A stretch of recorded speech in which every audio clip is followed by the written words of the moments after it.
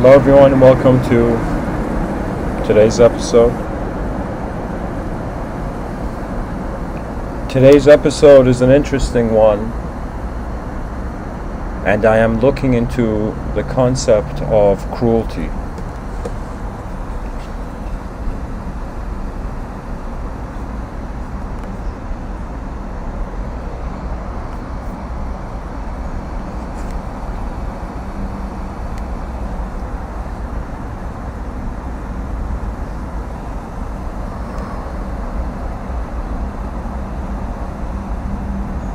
It all begins from the question, who are we really? And why cruelty can be disguised as kindness. I'm going to go into for the concept of cruelty later, but I thought this is definitely something that has to be spoken about.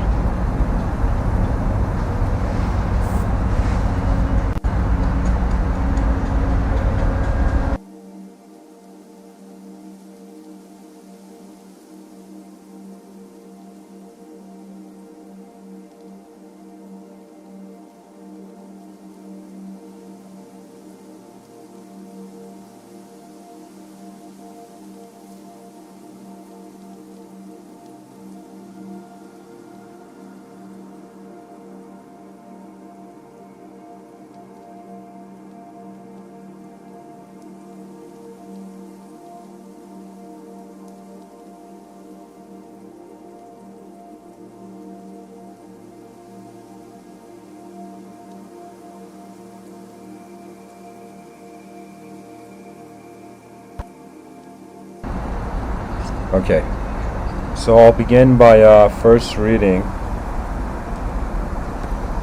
how the dictionary perceives cruelty.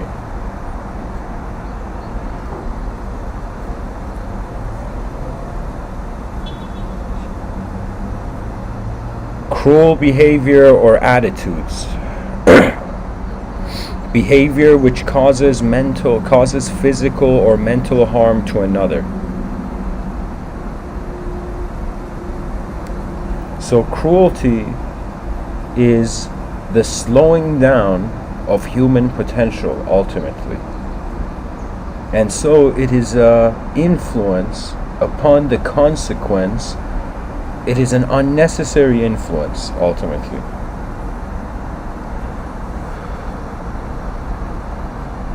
So in some sense, physical or mental harm, anytime we experience that, the world is cruel. You can say there's human beings on this planet where they have an earlier introduction to cruelty than others, There's so many circumstances on this planet of ours,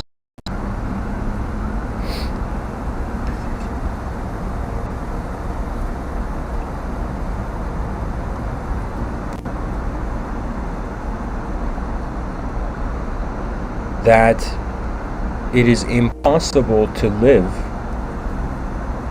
and not have influence on the mental dimensions of the human being and the physical dimensions of the human being. That means what's very strange about the concept of cruelty is that when man does nothing, the cruelty is victorious. And this cruelty is the same with nature. I'm not saying that the world is cruel, but if you look at the circumstances of nature, if you look at our early ancestors, what is more cruel than opening your eyes in a world where you're temporary and wild animals can attack you? That means sometimes when I look at nature, I don't doubt that as in the ancient Vedas they would say it is the game of the gods. Because the animals are just all in one room. And so as they expand, their expansions impinge upon one another.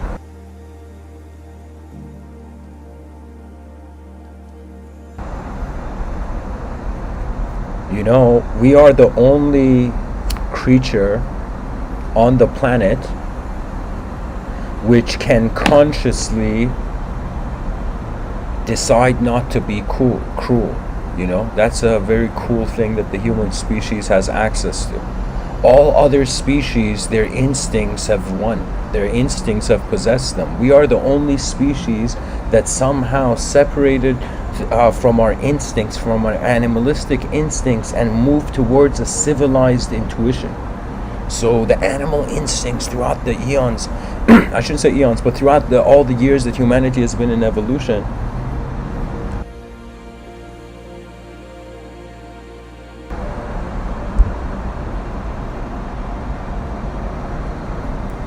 you know, sometimes I wonder, it's like, did we evolve just to perceive cruelty?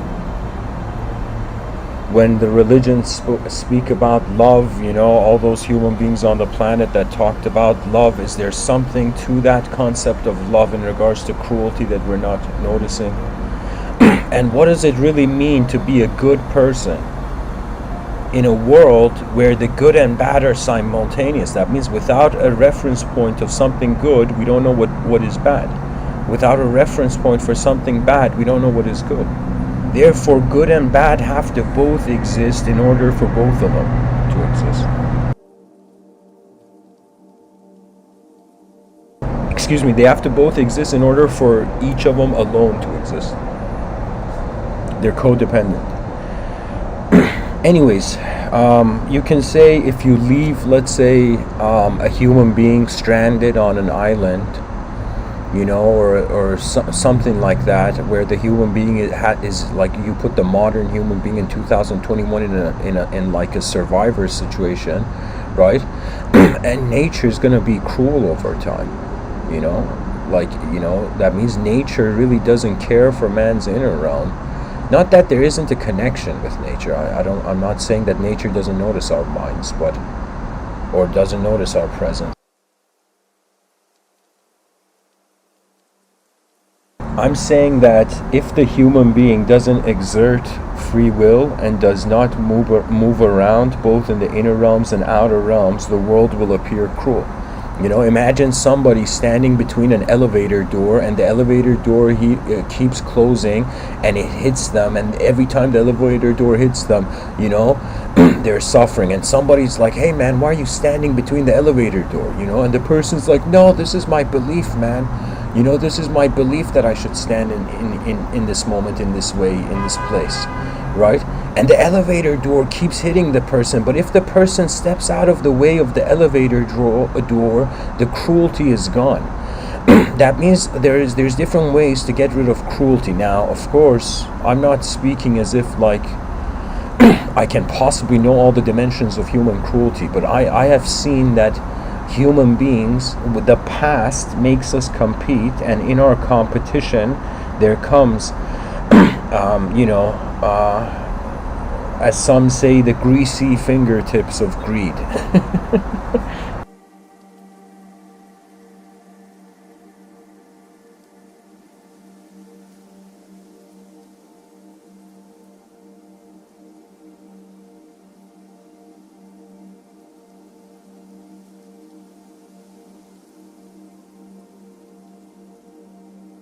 And you know what's even more intense is that, like, right now I'm trying to explain the idea of cruelty, but do you know how much accidental cruelty there has been in the world? For example, a human being dropping a piece of plastic, and then this plastic gets caught around the turtle's neck. It's as if the human being wasn't being cruel, but the consequence of their action led to something cruel, you know? But what it is, it's the world we're choosing. That means I usually in these talks I explain to the audience that first of all, everybody has an inner realm and an outer realm. That means that if you close your eyes, you will find yourself in a type of universe. I call that universe the inner realms. If you keep your eyes open, you find yourself in the outer realms. And in the outer realms, sometimes what is interpreted as cruelty could just be obliviousness, you know, like there's something that they say, somebody went to a religious person and asked them, hey man, if kids commit a sin, you know, do they go to hell? And the religious person was like, no, they don't go to hell. And the person's like, why? And then, you know, that person, let's say, didn't like kids. And the person says, why? Why doesn't the kid go to hell? Isn't the kid a human being? Isn't the kid a child of Adam?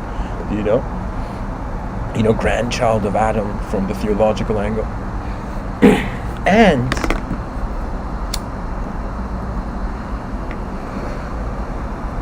The answer is no, because the child doesn't know better. This is why there is the concept of forgiveness, right? But the more the person knows something is wrong and they do it, the harder it becomes for the universe to forgive them.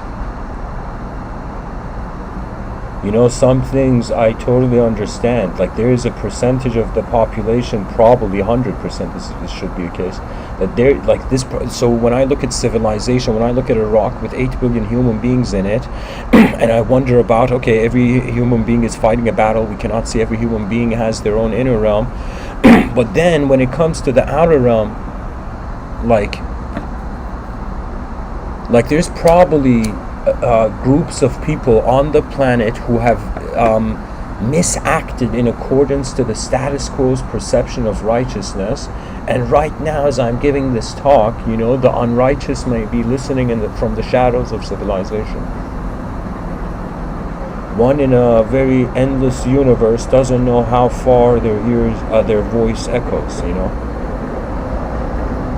And if anyone is in the shadows of society, I will tell you that cruelty is an Iron Man suit that doesn't belong in the moment. It's a technology, it's an approach to the moment. You can say every approach is like on like if I was a designer, I would see the geometry of the moment. There would be no good and bad when you look at things from a design standpoint. Everything's just its own design. You know, a good person is a unique behavior. You know, a bad person is a unique behavior. You know, foolish person, that's a unique geometry of behavior and motivation of, you know, the atomic existence.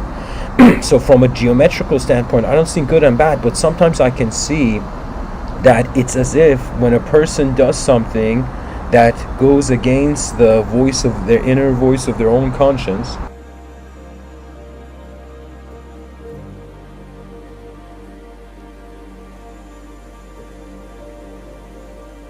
it's as if the issue with cruelty is not that, excuse my language, is not that karma is a bitch.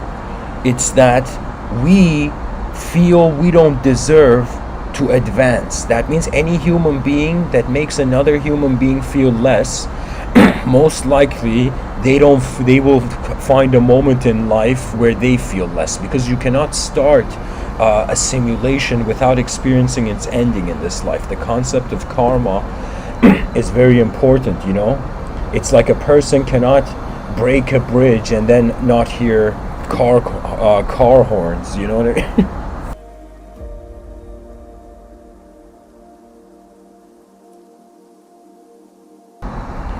Cruelty, there's a quote I've shared in the channel description.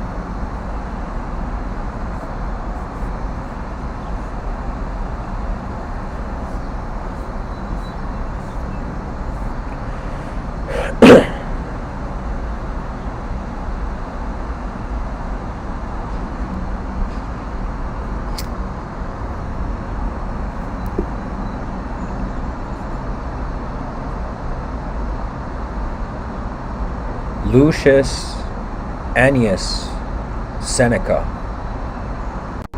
says all cruelty springs from weakness. Cruelty is the weakness speaking before strength.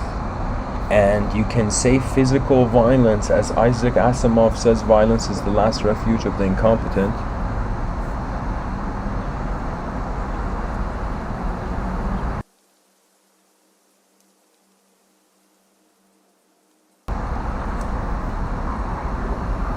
Anytime our inner realms become more important than the outer realms, a person can be cruel or is most likely cruel. If right now I was a person who I was like, my own inner realms are, you know, more correct than everybody else's inner realms, anybody who would come to share an opinion with me, I'd be like, no. You know, there would be a sort of cruelty, because it's as if I haven't understood the inner realms will go on. The inner realms are growing beyond the human expectation. What that means is, in nature, there's so many things a human being cannot control.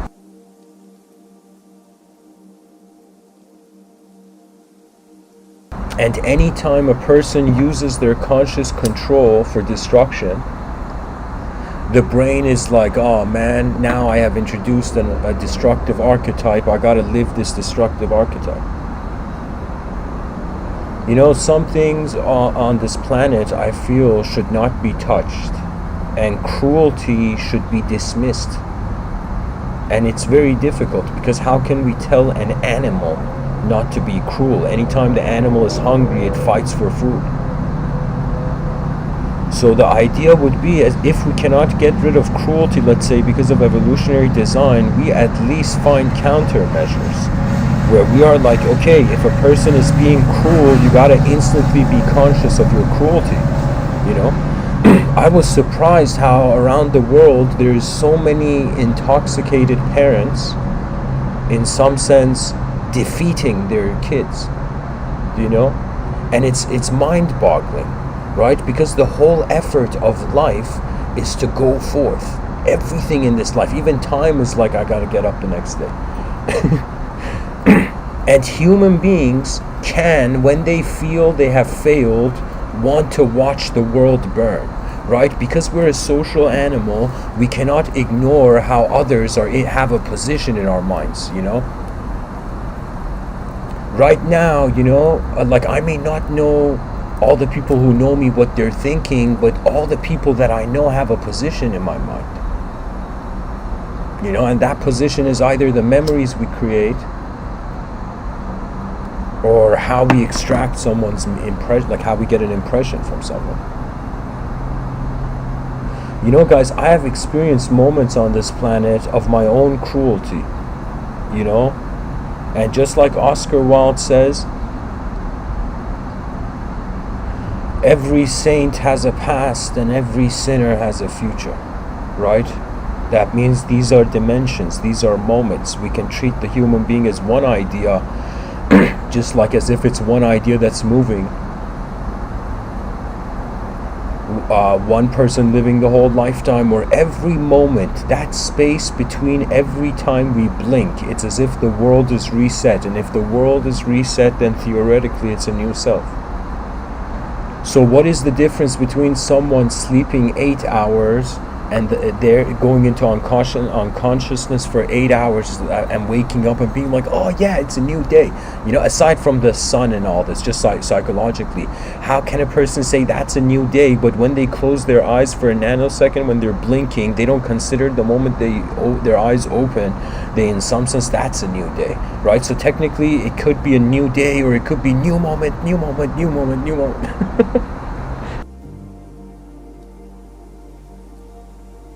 And the only way you can bypass, I would say, psychology of cruelty is that the person actually starts treating their life moment to moment, right? If a person tells themselves, I'm not going to be an angry person, I'm not going to be a cruel person, then they're going to be surprised that suddenly the unconscious is going to make them suddenly appear cruel or something.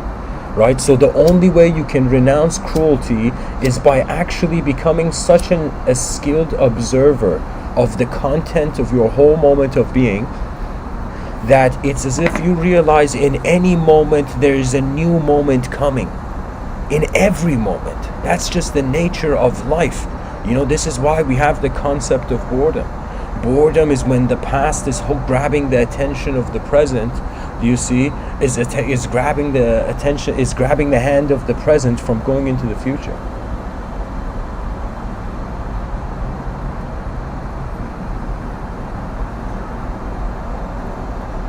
And guys, cruelty, it's strange because it's reality exposure, and there is a numbness, right? There is a numbness to cruelty, where I feel the more cruel you are, the less human you are. You know, and that's the biggest thing. Anyone who's demonstrated any sort of cruelty, you have to go sit down in complete silence, as if an existential timeout, just for yourself, and stand up only when a new, more efficient archetype is there, because the era of violent objects is ending, and the era of the advanced peaceful subjects is beginning. That means we have to put peace where there was only cruelty. Do you know?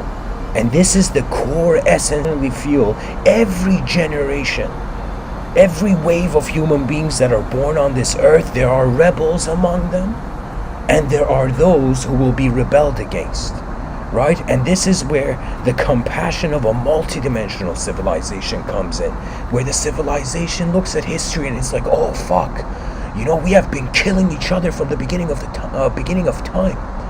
There has been just viciousness, as if we are these biological bags that once we are not kind to each other, we rip each other open, And so the psychology has to shift. The whole evolution of human psychology is going from the unconscious to the conscious.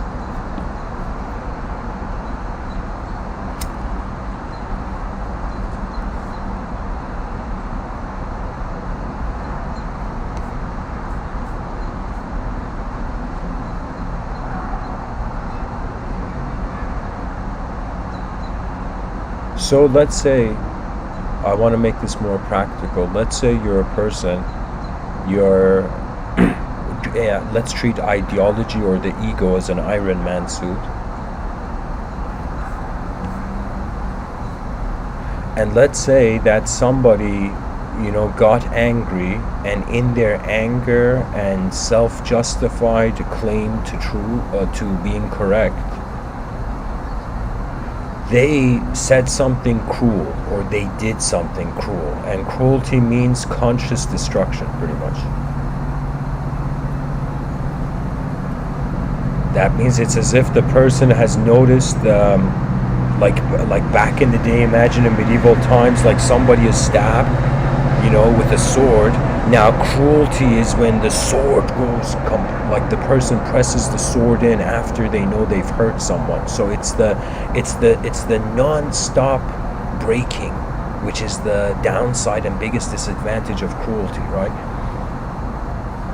And it's not that cruelty as a concept is wrong, because the human being is not an absolute idea, That means it's like we're a changing creature. What cruelty meant like 100 years ago is not the same as what it means now,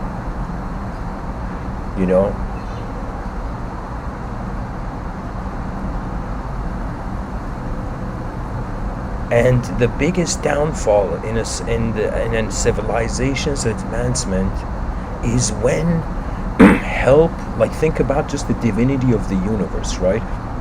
We're all trying to live in a good civilization, civilization 1.0, and people need help. Everybody on the planet needs help, or I should say it in a better way, everybody on the planet could use more help, if I can say that.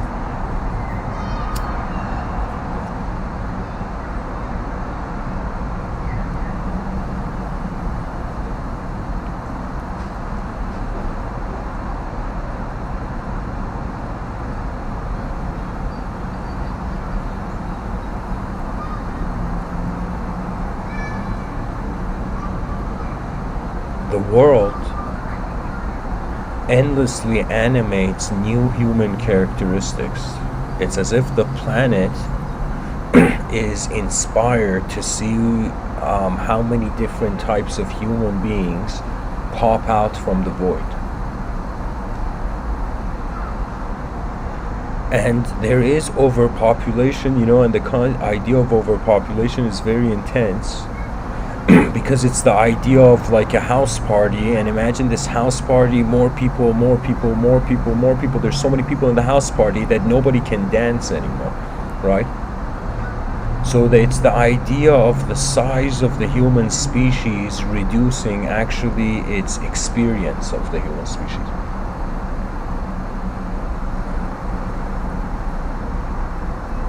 But cruelty is only through the weakness of character, because you got to think of archetypes as if what kinds of personhood has there been in the world. We know when we look at history that there have been people who have been afraid. Their fear has conquered them. And there has been people in history who have conquered their fear, right? And a human being goes through both of these states. Some people are born naturally as if they have in other moments in the space-time continuum before this life cultivated fearlessness. But I would say when we want to make things even in our mind, cruelty is like any chance the person can get a hit, they hit. Do you know what I mean? It's like the ultimate weakness. It's as if cruelty is weakness's attempt to be great. To itself, at least. And this is what makes a wise man different, a dictator and a wise man different from each other. A dictator, a tyrant, only sees the first world they're seeing. The wise man has understood that reality is like glasses, and when you take them off, the true nature is different. It could be ideologically more blurry, more direct experiential, you know.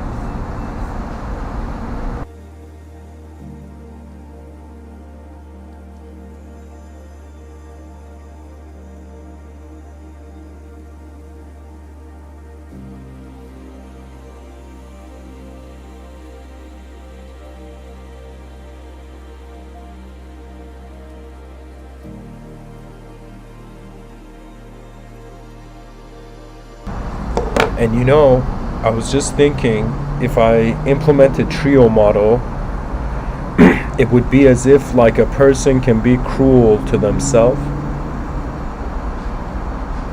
a person can be cruel to others, and a person can be cruel to their world. And if they're cruel to their world, that includes nature and animals, you are being cruel to human beings and yourself. And that is the worst level of cruelty. Let's say some people, they're not cruel to others, but they're cruel with themselves, you know, in their self-judgment or whatever, right? And, you know, the more creative the person, that means the more open-minded the person, the more cruelty, dimensions to cruelty they can see also. You know, that means some people are cruel to themselves, some people are cruel to their others, cruel to others, but not cruel to themselves. For example, think of like The Godfather, right? The Godfather movies. So The Godfather was like, it's my daughter's wedding day, but on the side he's doing shady business, right? So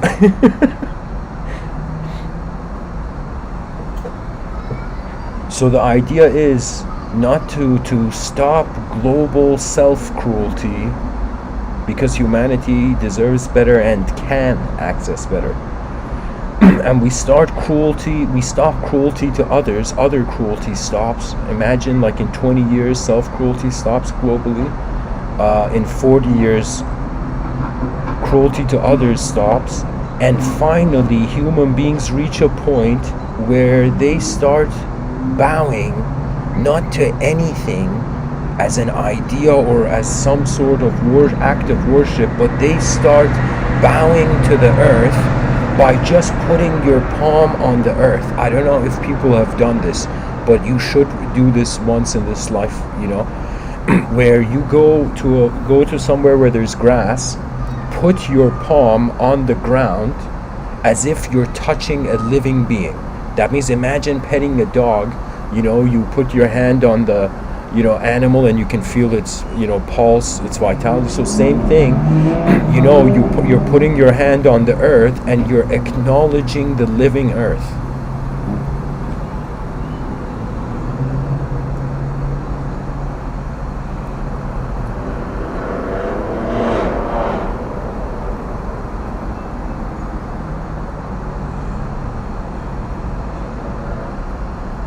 You know, I'm a person who I say that in the inner realms you shouldn't get attached to a personality, but at the same time I do have allies, right? But my allies are more, you can say, from a mystical context than from a social cultural context. And that means in society your ally are like your friends and family, you know, or those who care for your eyes, you know. But I would say the allies in my inner realms, they are not personalities, they are forces. They are forces. When I walk in nature, I do a subtle acknowledgement, as if I see you, world. And I will tell you guys, it's remarkable when man, for the first time, decides to not be cruel in not just this lifetime, but all moments in the space-time continuum, as if in an instant, the person's soul took a shower in a new realization.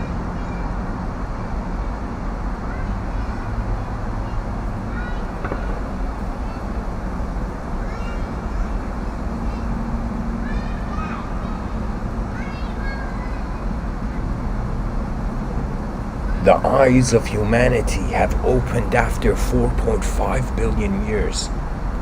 To prevent the advancement of any human being is the stupidest thing a human being can do on this earth. Interference. That means in Star Trek, what was that thing? Somebody may know in the chat section, I forget the name, like the Prime Directive or something, where extraterrestrial or more advanced civilizations cannot impinge or cannot interrupt the development phase of a species on a planet. Do you know? Before it becomes conscious of a galactic agency.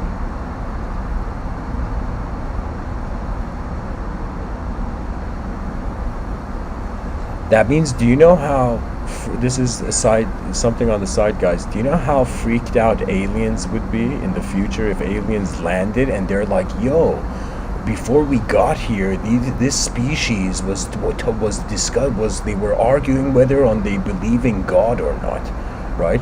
That means the aliens will most likely philosophically be baffled by how we skipped them and went straight to universal intelligence,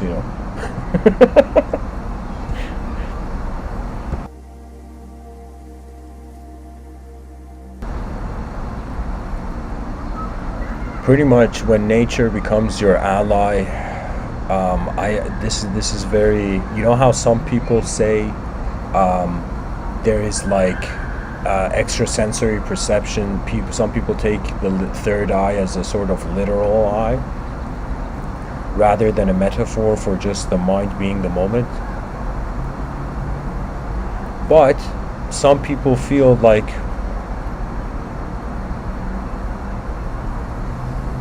I personally, since childhood, never could see colors around people or halos. Now my mind can, of course, instantly bring geometry into the moment. But when I was younger, I wouldn't see any halos, any supernatural thing.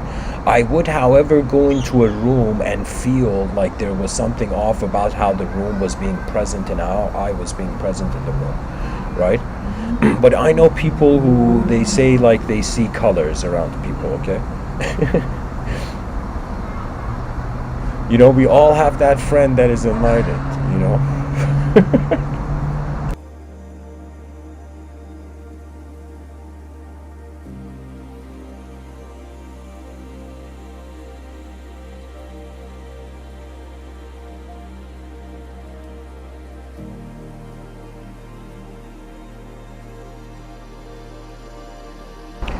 in the Bhagavad Gita, literally there is a chapter that says those who do good deeds reincarnate in a family of Brahmins, in a family of like God-conscious people.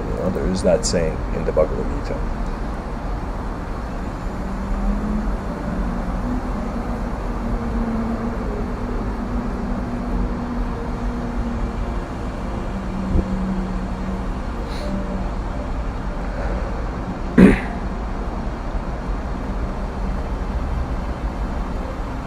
And every moment, we can have that moment disconnect from the past or connect to its past, When people become emotional, that's like unfulfilled work from the past kind of piling up and suddenly like falling from their table, the paperwork,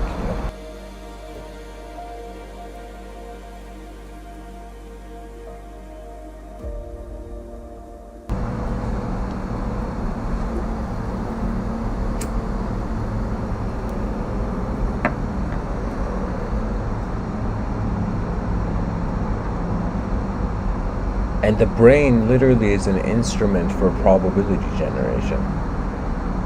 That means just like how I'm thinking of what should I say next. The brain is creating probabilities, and probably the listeners' minds are creating probabilities.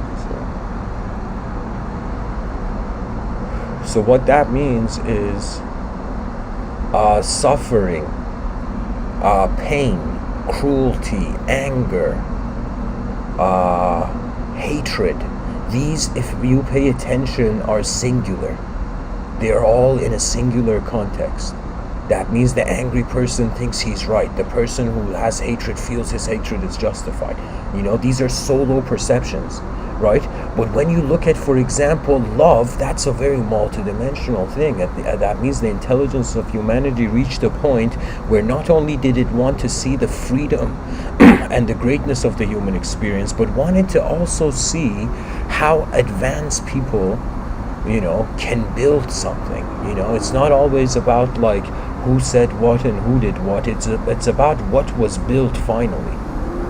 The quicker the advancements, the more street smart the species is towards its own progress, the more we will realize, like, what the strategy is, like global cruelty. I thought of a strategy where we make it illegal. I mean, it is illegal to some degree, but I'm saying all fighting goes into cyberspace. All hatred goes into cyberspace. Imagine in the future, there will be no bullying in schools, but children will go wear these virtual reality goggles, and the two kids that want to fight, they fight in cyberspace.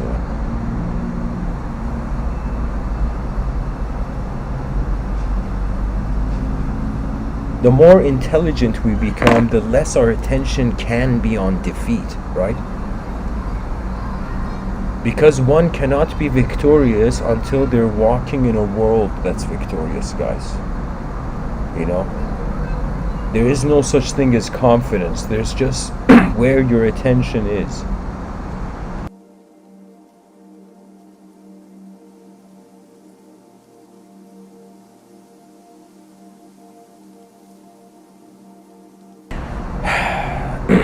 I'm opening this idea up really. I'm thinking now to kind of focus on the title. So let me see an example of cruelty, kindness disguised, cruelty in the disguise of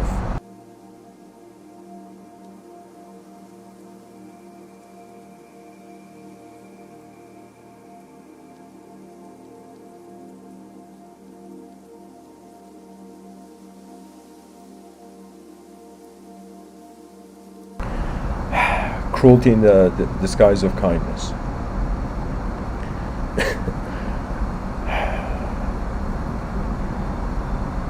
It makes sense because we don't trust society. We cannot be 100% nice, or there will be or the naive will be taken advantage of. So because we have distrust, how can people be nice in a jungle, right? So unless the jungle changes, people will have reasons to be cruel. Now, a lot of cruelty, you see, let's say there's two types of cruelty. Let's say there's a cruelty that is just like reactive. What that means is the animal's just in a messed up situation and the animal bites. It's cruelty, right? That means the person is not cruel all the time, okay? They are cruel when there's a scenario, and in their response to that scenario is cruel. Let's say that's a level of cruelty. Then there are those who enjoy cruelty. Like an example of it would be like King Joffrey from Game of Thrones, that kid who was messed up, and didn't appreciate, women's beauty. So the thing is that there is a consciousness that enjoys cruelty, and there is a consciousness that is reactively just circumstance-based cruel. Now let's say the King Joffrey type of psyche that enjoys cruelty will inevitably notice that cruelty is destroying more than it's building. That means, imagine there's two dimensions to people's life. In one dimension, they're just slowly dying, and in one dimension, they're just being alive. It's as if in one dimension, infinite life, in another dimension, like things are slowing down towards like non-existence. Now, that means a destructive dimension and creative dimension. Now, this creative dimension and destructive dimension, let's say you're a person who just enjoys cruelty for fun, you know, your attention is more on a destructive reality. It doesn't matter what it is. If it's destructive, a destructive archetype is being seen in the moment. The moment a destructive archetype is seen, the brain at some point of its overall, let's say, processing, you know, of information will be like, okay, I saw another person that displayed cruelty. What if I was cruel like that? And the brain in that instant has seen, the subconscious integrates the cruel archetype. Do you know?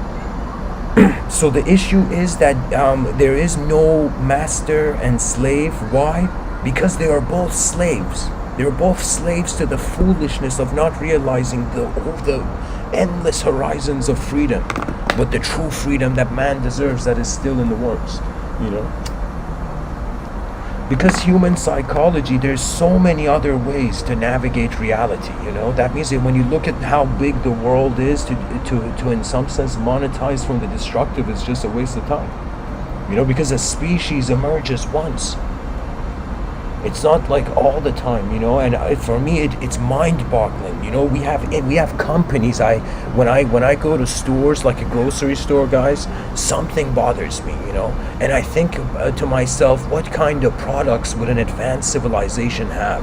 What kind of services and products would an advanced civilization give, you know, its advanced members, right? And it would give the best quality. That means imagine one day everybody woke up on the planet, or in an instant, everybody for a second, just their psychologies reset, and everybody in any field, in anything you were doing, you just choose the greatest archetype and you run towards that. Because the idea is, how far do you carry the torch before the future generations notice you're carrying it and they come and grab the torch and they carry it, you know?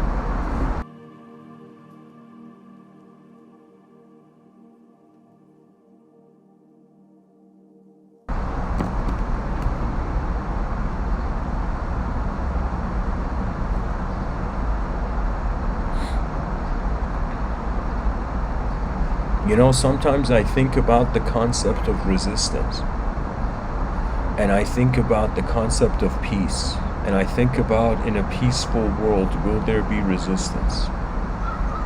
And the issue is, we have to find a world peace that is multidimensional, because we are a transforming phenomenon.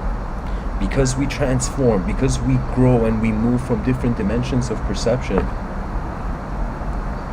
World peace cannot be a noun, it's a verb. Peace is a state of being. And those who access it both in their inner realms and outer realms, you are standing by the most righteous time travelers in the future. The most, you know, that means those who are compassionate and kind by nature, and nature responds to that compassion. I will tell you, like, some saints may feel like they are behind enlightenment, but I will tell you,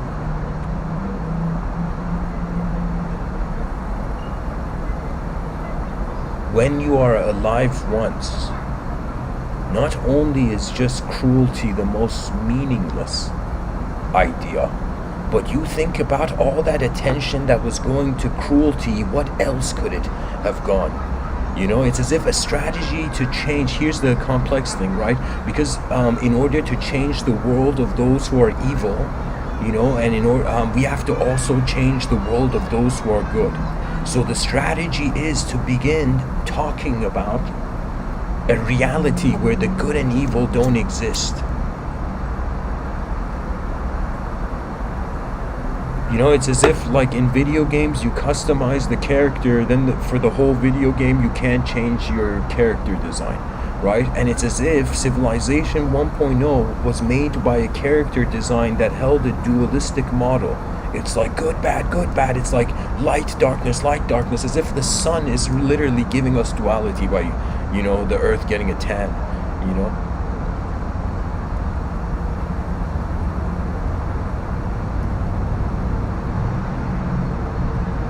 And you know, here's the idea. We have to ask a question. Let's say, what will be the result of 8 billion cruel people? let's say somebody says, Mr. Within, cruelty is cool, man. You know, the cruel people are cooler than, like, let's say, nice people. And so let's say cruel people are cooler than nice people. But let's think about it in a collective way, where what would 8 billion cruel people do? And you know what they would do? They would pretty much make each other make hell on earth. And what would 8 billion kind people do? Create heaven on earth. That is the algorithm. Because suffering is too easy, cruelty is too easy, using the mind's intelligence to perceive additional dimensions, then responding is the path.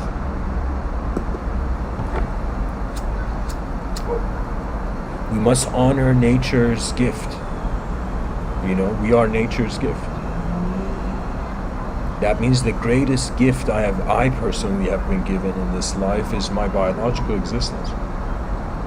It's as if it's the gift that I didn't open. It's the gift that opened me to the world.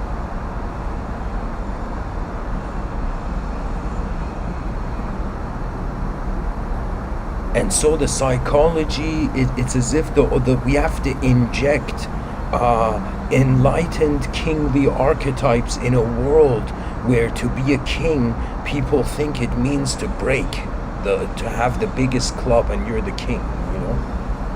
The king of the savage, yes. You know, anyone who has the bigger stick or was just more intensely messed up, they in some sense become, you know, the king of savagery, you know. The thing about cruelty is that it transforms your inner character to more of what a wild animal deserves rather than a civilized human. And children are not taught this in schools, right?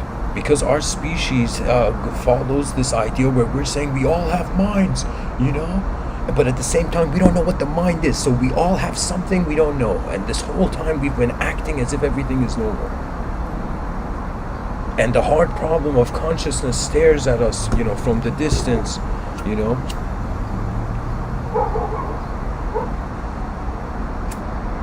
And the barks of dogma can also be heard.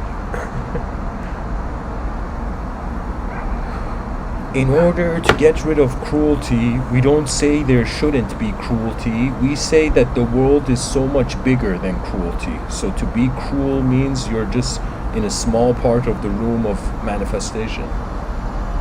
And it's the same thing with artificial goodness. Being artificially good is also being cruel to your nature, right?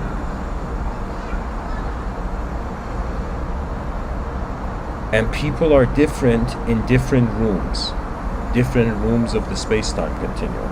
Right now, you know, I'm giving a podcast, so I muster up my most, you know, best self, and then I speak.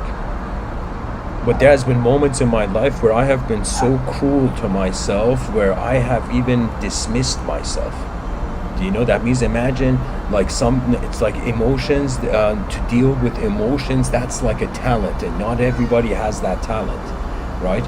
And those people who don't have a talent with emotions, what happens is the emotion suddenly breaks, suddenly pushes their consciousness into existential chaos, right? So it's as if a person who has a problem in the small picture, right, but suddenly that problem in the small picture makes them feel that the whole big picture has a problem, right?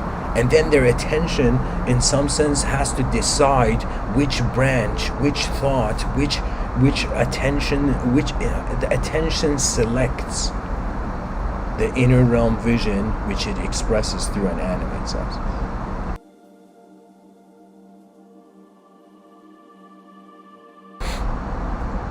You know, and I'll tell you, the worst thing about cruelty is that at some point you realize you weren't being human. This is the hardest thing. This is where I would say people have to try to invite, all psychology. You see pet owners, you see someone who's a pet owner, for example, and they're being so polite and nice to their pet, but then when a beggar walks by, they shout at it and they're like, get out of here, so they in some sense communicate in a dehumanized way with the beggar, and they communicate a humanized way with their pet. Do you see? And I'm saying we should have an incredible humanized effort. That means if, let's say in the future, let's say there's a team and one person in the team's like, oh shit, I don't feel I can do this, and then everybody in the team gets offended. And they all come to the person and they say, hey man, you may not like the team or whatever, but you have to honor the human design. You have to honor the humanization of the species, which is keeping it, which is the great walls we have built from, these giants running at us, which are animal instincts. Because a human being can literally get, when they say some people get crushed under the pressure, right? Your psychology can get crushed under pressure, and you know what happens when that happens? You descend into a state of self-loathing and nullification. When you go deeper and lower than that, you become an animal. You become a mindless animal.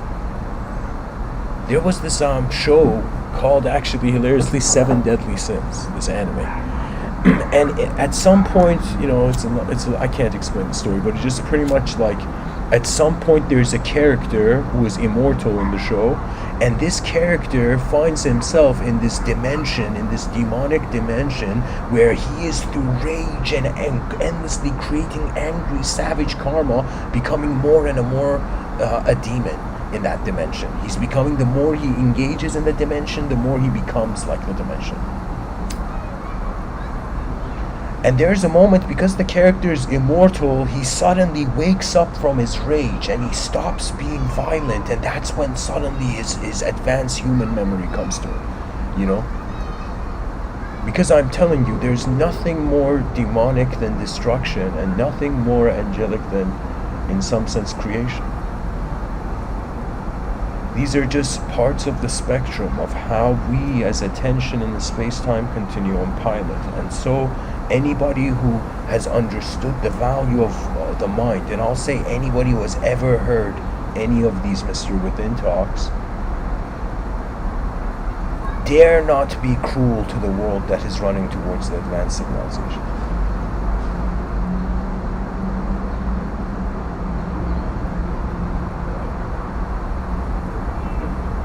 Because what we deserve is so much more a paradise than the hell we're creating on earth.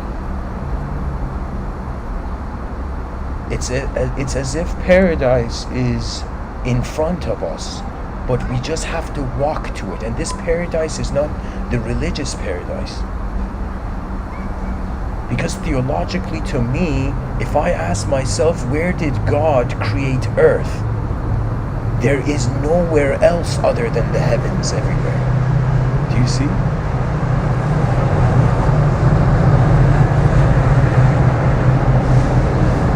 To me, we find ourselves in a world of unique geometry. And it doesn't matter what personality the person has, the honor of the species has to be found. This is the only thing that when the person is alone, right? It's the call of civilization, right? That calls to them, right?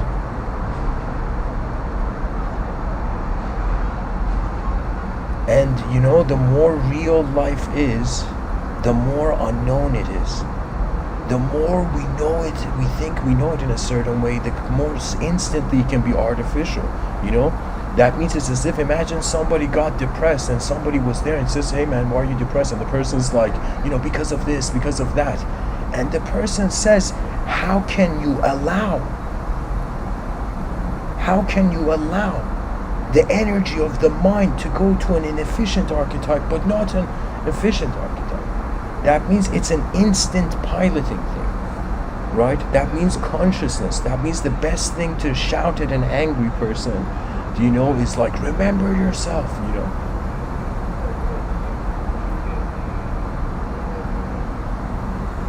Cruelty just makes the world intolerable for inhabitation.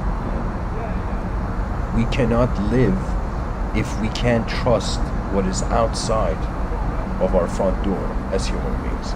And so it has to come at some point, right? At some point, like if we delay it, let's say 100 years, there's going to be a generation. It's like, all right, should we get it together? It's like, every generation's looking at the past, like, did they figure it out? And but in actuality, in every moment of consciousness should just pilot with what it has. That means it's suggested that the caveman found like sticks and stones and made fire, right?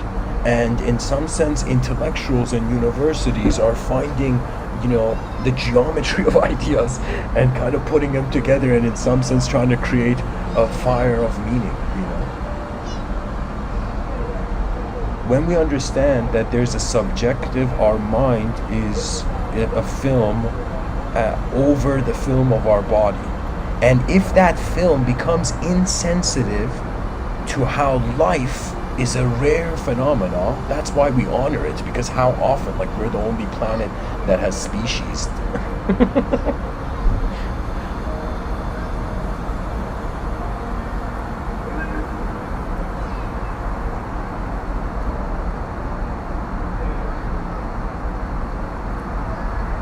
Can you imagine if, like, in the future extraterrestrials land and we have to have small talk with the extraterrestrials, And we'll be like, so how many species do you have on your planet?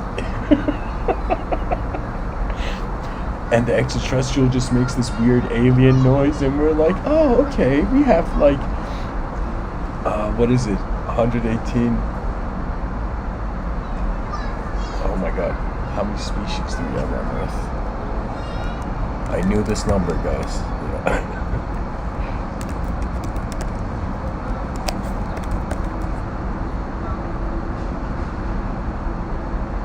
Okay, 8.7. Okay, so it's suggested more than 80% of species is still undiscovered, and so far we have 8.7 million eukaryotic species on our planet, give or take 1.3 million. So there's 8.7 million different types of organism, or I would life forms on the planet, right?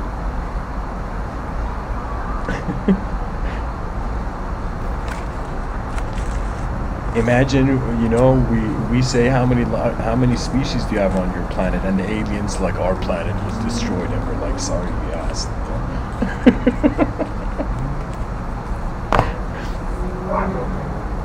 Oh man.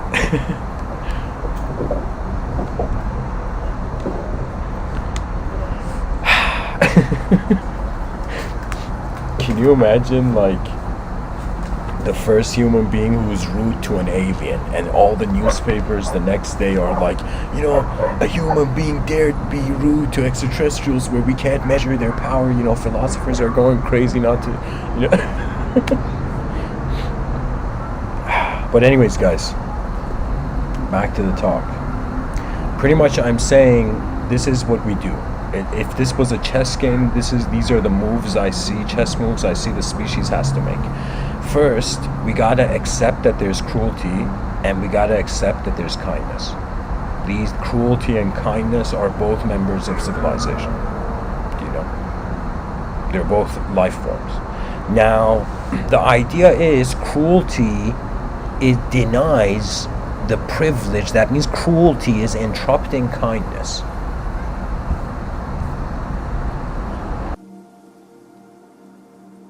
So what human beings do is, rather than stop trying to be cruel, which is impossible, or trying to be kind all the time, instead of doing that, we change gears, and we go into a multidimensional reality. And in a multidimensional reality, dualism is 1/4. Do you understand what I mean? That means when we see that it's like a person is like, let's say we have a police officer, okay? A social servant, a police officer, a paramedic, And we see that police officer and that paramedic, they are in some sense, the moment they're in action in the Call of Duty, they are engaged in their professional archetype, right? And the moment they go home, like let's say they are fathers, mothers, they are engaged in that archetype. And then you see like the person, so there are so many dimensions to people that what we are being cruel to is the limited tip of the iceberg we see of the person, right? So in some sense, theoretically, no one can be cruel to anyone because nobody actually sees the other for who they are, right? That means they can't be conscious of how cruel they were to the other. In the sense, when I say they can't be conscious as much as the other persons from their point of view. I mean,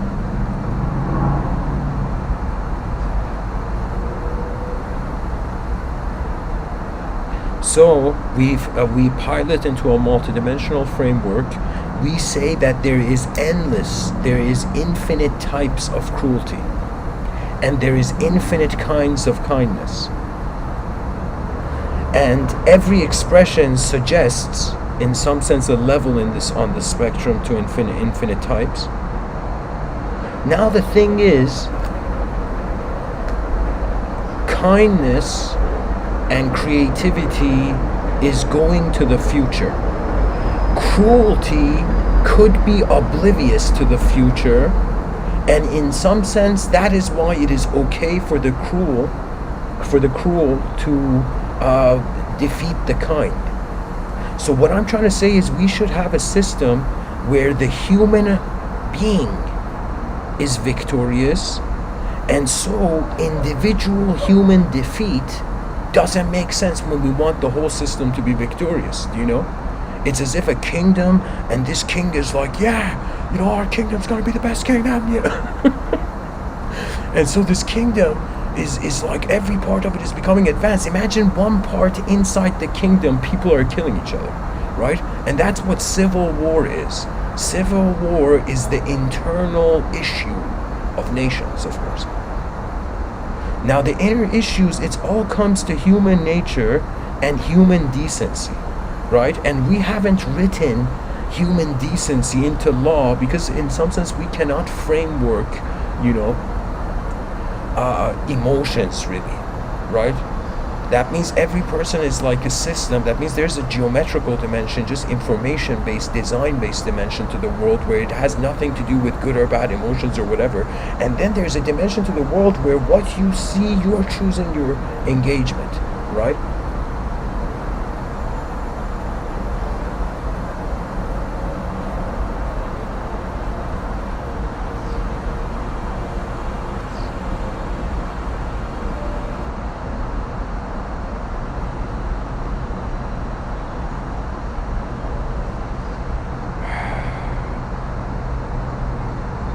And I don't know, guys, like when we look at the human biology, like I say, we should prevent cruelty because it unnecessarily, denies the future its entrance.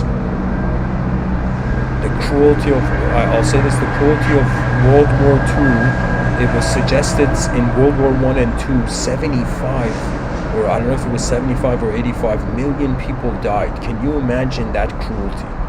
That means the minds of human beings were destroying each other. It's pretty messed up when you look at it. Now we have more of a globalized, community. That means cyberspace kinda united the nations. So eventually there's global psychology emerging, and as human beings care more and more about the world, they will run towards where the world requires their assistance. Because I'm telling you, cruelty is taking something from reality. Kindness is giving, and only those who can give, who they have enough. And when I say they have enough, that means you lose nothing by giving.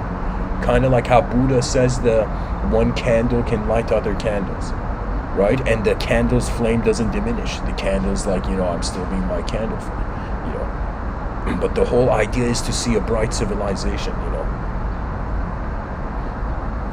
Some would say Sanskrit was the language of the bright beings.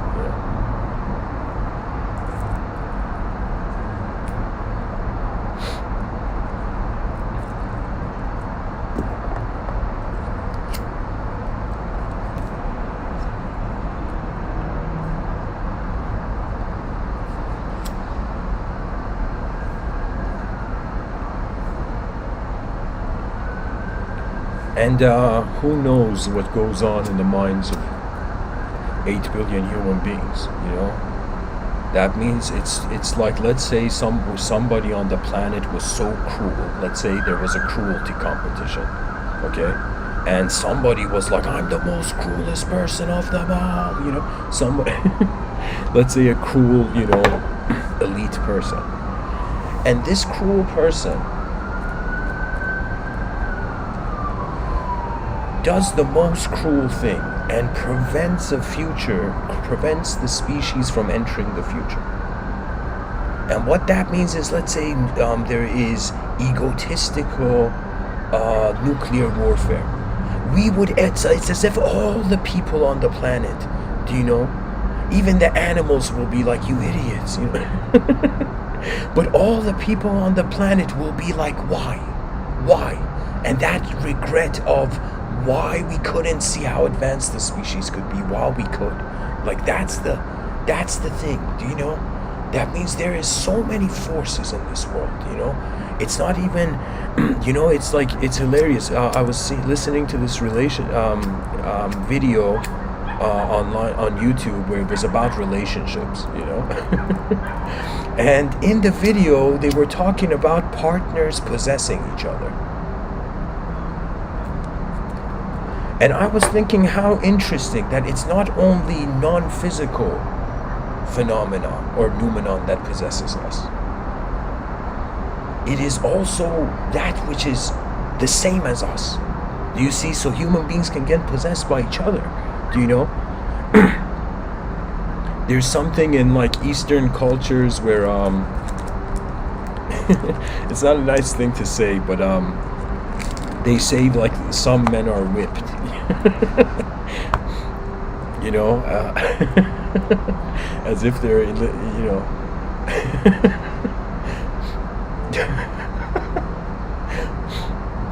But what I mean by that is that it's as if it's the concept of possession. It's the concept of inner realms trying to finalize the meaning of the moment. You know, it's like there is no winner. And, you know, when the fight leaves both wounded. You know, it's like 4.5 billion years to develop a brain that can acknowledge civility and law, which is an abstract consideration of the importance of reality's maintenance. And people are being cruel. People think it's cool being violent. It's like, for how long are we going to do this? You know, it's as if it's sometimes I think like the most violent, cruel people on the planet, right? They should, you know, like Superman should just grab them and take them and throw them into the jungle where there's wild animals, so they truly see what descension into animalhood is like. That means, imagine in a parallel vision of Earth, there was no prison system. There was just a humanity with a giant wall around it, and anybody who didn't care for humanity, they were exiled until they could show they cared for humanity. I mean, that was pretty much the idea of a kingdom back in the day. I mean, like,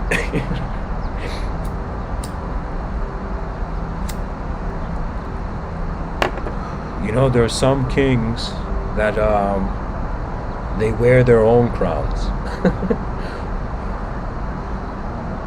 And there are some kings where they want to see the crown. The kingdom's walls are the crown on their head. You see, it's completely a different level when we start actually becoming collectively responsible as a species. That means for the first time, you know, in the future at least, decency levels will be in check.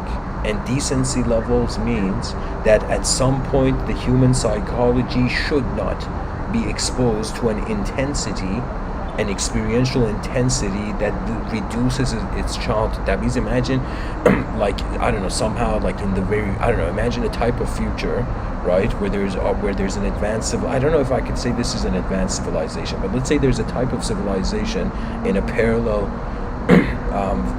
model of Earth, just to have arbitrary freedom to speak about it.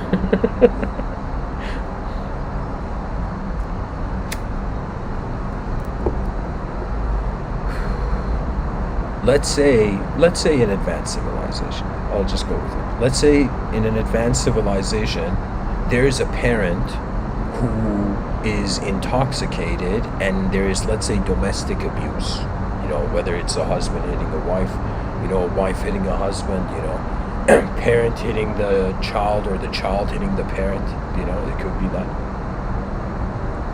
So in the future, there will be advanced communicators, just like we have public servants, like, what do you call it? Like firemen, police officers, doctors. We're going to have advanced communicators in the future. And advanced communicators are there to care for the inner realms of the species. They're kind of like, I give this analogy, my whole school of thought, you can narrow it down into just this metaphor, that on this planet, some people are pilots, and some people are passengers, and some people, they are the stewards who are like asking if you want orange juice or apple juice. They are the advanced communicators, are actually very poetically and brilliantly, through conscious technology use, through a compassionate consciousness, just retaliating against the injustices behind our eyes. Because the injustice in front of our eyes, it brews from within and then happens outside. So let's say there's domestic violence, and what happens is, let's say an advanced communicator alongside, let's say, police officials or whatever are sent. And the advanced communicator comes and speaks first, And the advanced communicator asks what is going on and all of this, right? And eventually the advanced communicator doesn't leave until he has a complete discussion with the person who was doing the domestic abuse on why are you even doing this at this era in human history. Do you know? So what I mean is that it's understanding that gives us human beings a chance to reconnect our inner realms towards a better and a more efficient strategy. And so I'm saying multidimensional tolerance, right? And it's kind of like good and bad, or those who believe in the concept of good and evil, like the glory of goodness, it's there because there was bad. Badness, the possibility of me doing something evil is because there was something good. And ultimately, it's just discomfort in the inner realms where instead of the person shifting their attitude, they want to shift the world to the attitude they didn't want to change. Therefore, the multidimensionally, that means the most conscious beings, that means if you were to kind of like gauge, measure, which human beings on the planet are the most advanced, I would say those who have realized there is something better than cruelty. Do you know? That means imagine somebody, trying to have good credit. So many human beings on the planet, they try to have good credit, but how many people are trying to have good karmic credit? Right? That's the issue of a purely materialistic worldview. That means there is no additional dimension for there to be morality. How could there be? How could an atom, care for someone, How can an electromagnetic field of movement care, So you see, it's like if the world is just taken to a sort of analogy of just its materialistic property, it's as if people are like, the other person is an object, I'm an object, so on endless cruelty, But if we see that behind our eyes, how we experience ourself and how we are to ourself, right? What is the concept of trauma? An experience where the person cannot return to the way they were going. That means it's like a flower that's growing and then the flower was cut, And so it's as if a reality was interfered with, right? Human psychology has, believe it or not, a subconscious honor. That means you can't exist as an individual unless you actually care for yourself for a certain level. Because the less you care for your own individualism in the world, the less you are caring to even be part of the collective, right? Because without our individualism, how can we find the rest? Right? So the idea is that everybody is an advanced communication of the universal sector. There has never been, duality is not the pilot. and may this species pilot beyond duality. You know, and let me tell you what happens. There's a saying, I think it was from Carl Jung, I don't know from who it was, but it was the saying where, I don't know, some wise person had said it. The saying was like, as you abide by your true nature and you trust your kindness, even though you don't see its immediate gift, the world cannot ignore what you are in it. You know, it's as if like if the whole universe was an organism, and when there is viciousness and violence, it's as if the cells inside the body are fighting. That means violence and cruelty is the quickest route to disease. That means if your inner realms, or I could say cruelty is a disease of mind, or I should say dis-ease.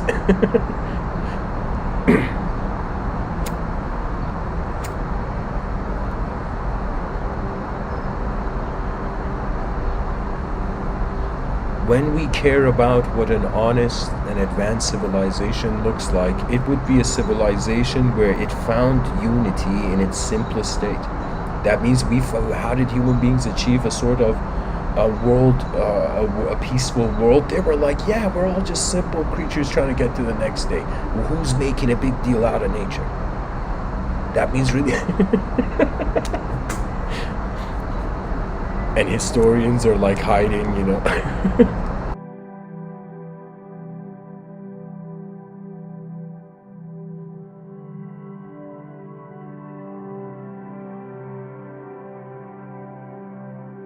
There should be this idea that because we're alive once, all human beings deserve the greatest experience. I firmly believe this should be the principles of this rock in the middle of nowhere, as if the planet has self-respect, so the species automatically must.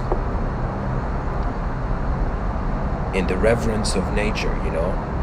I honestly, in my inner realms one day, saw that just like Venice, how Venice, in Venice, it's built on these wooden poles, right?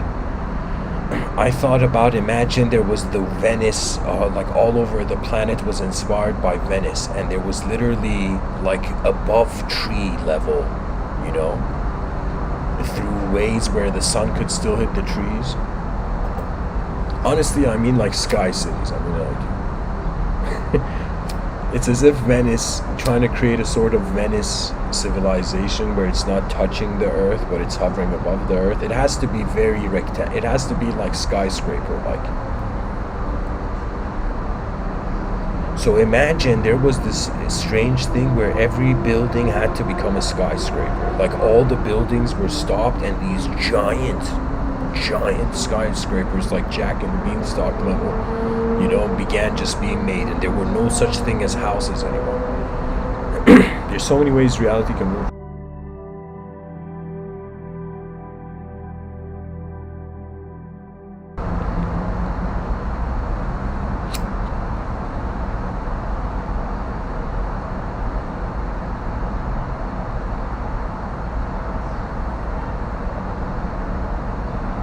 So guys, I'm going to go into a quote tunnel.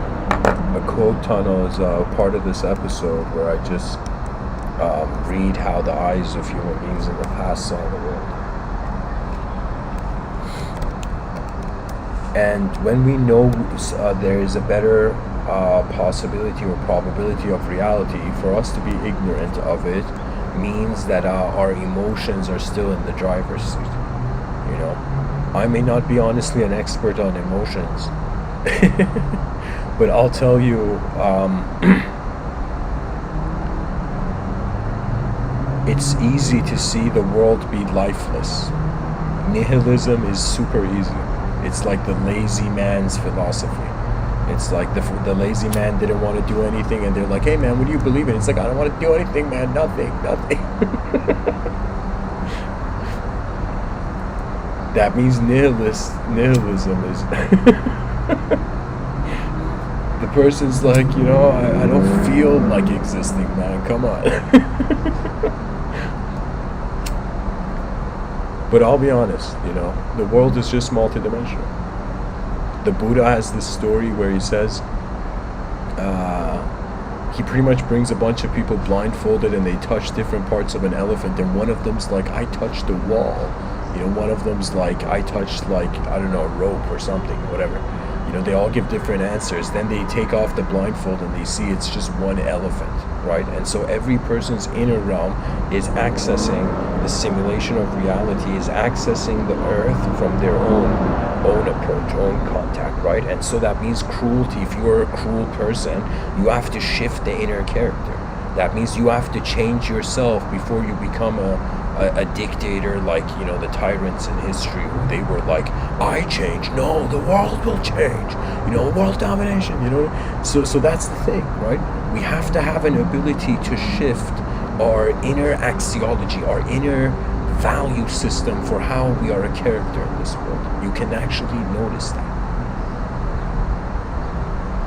People think meditation is just for like relaxation. I'm like, so is sleep. Meditation is for conscious piloting in the inner realms until the lessons in the inner realms have been learned, and then the person no longer needs to be dual to themselves, and it becomes pretty easy at that point. At that point, I would say this is a very unique thing, but it's like, just I was saying how some people see auras, it's as if like when the moment steps out of the dualistic system, their soul, poetically I'm saying this, has a different scent. Your scent changes. It's as if when the creature, it's as if the caterpillar's scent is not the butterfly's scent. Yet, which is which? Is the future the past, or is the past the future?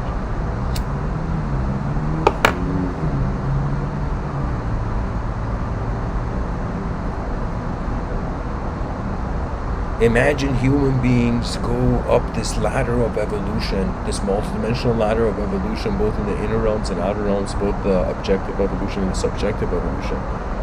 And we go so far, and we suddenly get to the, let's say it's a staircase instead of a ladder, and we get to the top, and we go above the staircase, and we take the last step, and the last step, we see it is right back on earth. Why? Because gods don't have egos. Man does.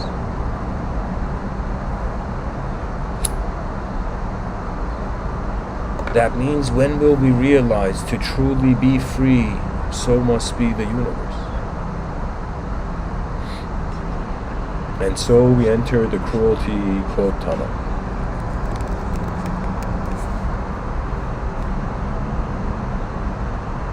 The theme of cruelty. Anne Frank. I see the world being slowly transformed into a wilderness.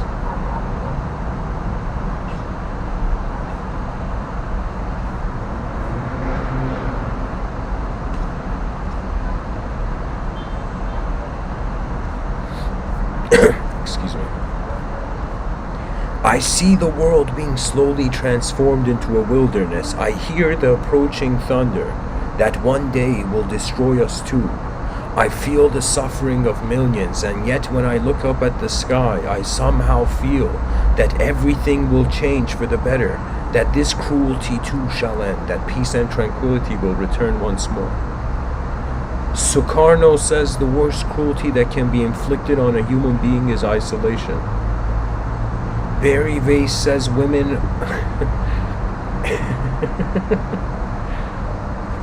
Okay, I'll skip this quote.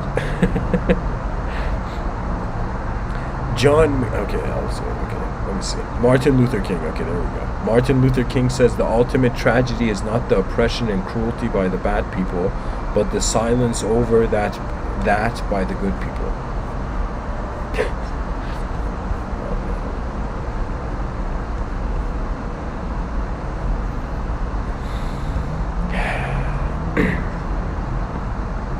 Bertrand Russell says fear is the main source of superstition and one of the main sources of cruelty. To conquer fear is the beginning of wisdom.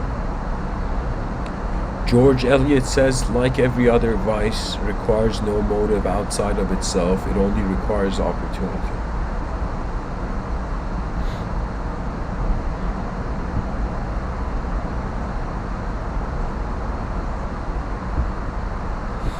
Yeah, that makes sense. That means if an event has to happen, let's say if it's a cruel or a good event, it needs space to happen. So that means cruelty can be bypassed if one ignores the opportunity for it. Mayor Kahane says love has its place, as does hate. Peace has its place, as does war. Mercy has its place, as do cruelty and revenge. Gilbert Parker says war is cruelty and none can make it gentle.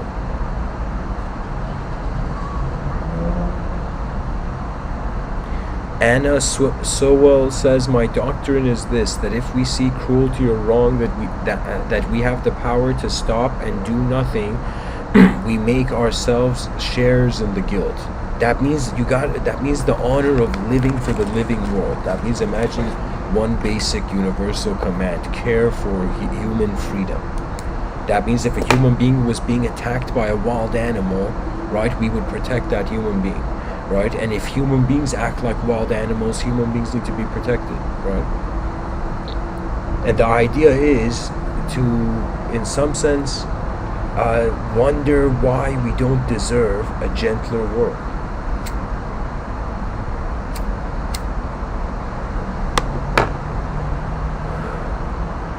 Mercy Otis Warren says, it may be a mistake that man in a state of nature is more disposed to cruelty than courtesy.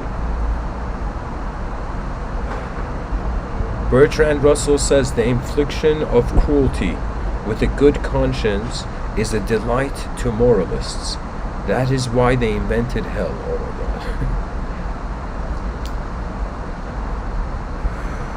God. You see, guys, I think here's the thing about militant atheism and notions of, let's say, transcendentalism. If we were to compare these two ideological systems, you see metaphysics and religion, or I shouldn't say metaphysics, but let's say in metaphysics a dimension of religion falls and a dimension of spirituality falls. Religion is a specific story, spirituality is a specific experience. Most spiritual people usually have an experience or something. So it's as if how would I say it? You need transformation. Eventually you're in a life that's going to transform. There's a gigantic emptiness where atoms have become conscious of their humanism. These human beings look at the emptiness of the world and they see nothing in the sky. At first they saw the sun and they made the sun a god. Then eventually the god became the concept of the inconceivable. So in some sense, it's the transformation of the human mind, right? And of course, it had to be cruel because the world was a cruel place. All ideological systems from the 6th century were cruel, you know? That means had cruel dimensions. What person back in the day wasn't worried about being killed in the streets with a sword or something? Like there was an intensity in the minds of people. Like we evolved from animals, right? So to begin to create the concept of a compassionate creator was like an attempt to inject into the habit of an animal a new habit. A relationship with not just themselves as a person, but with the world's intelligence. And they, of course, religion takes it very seriously, right? Because we speak, who was it? It was Plato or Aristotle, one of these guys, I think it was Aristotle, I think it was Plato maybe. Imagine it's Socrates or something, but I don't know. Like, it's one of these guys, he said that if lions became conscious like apes, their god would look like a lion. Their prophets would, in some sense, be a lion prophet, right? If ants became conscious, they would have a sort of, you know, ant clergy and ant monarchy. Do you know what I mean? Like, so I'm saying, like, we can't ignore history. We can't ignore how the world has happened. The best thing we can do is, rather than ignore it, understand its positioning in accordance to how we're moving into the future. Cyberspace is going to make us into a transcendental animal, and I'm not kidding, guys. Like, people think I'm just saying multidimensionality, and they're like, oh, Mr.Within, we're just objects, you know. But I'll tell you, the cyberspace is going to 100% prove, you know, it's going to be as if like our intuition is taking us to cyberspace, our conscience is taking us to nature.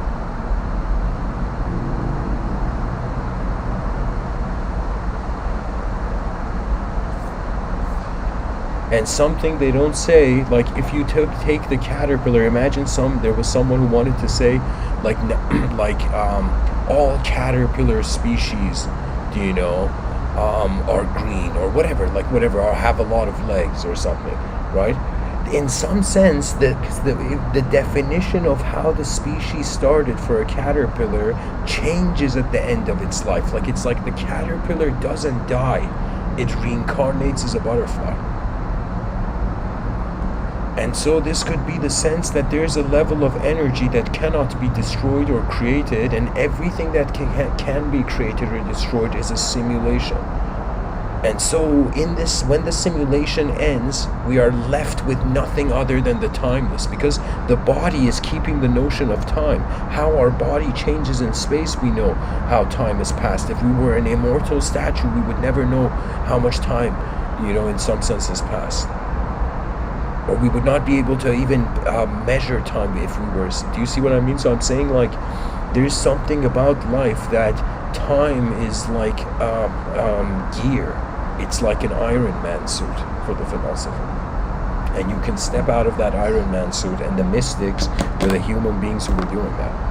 They were the first human beings on the planet who remembered the multidimensional privileges of the field, as if Earth is, imagine, a battlefield, and different kinds of invisible consciousness is just like a meteor hitting Earth in another dimension poetically, and and all these waves, they animate.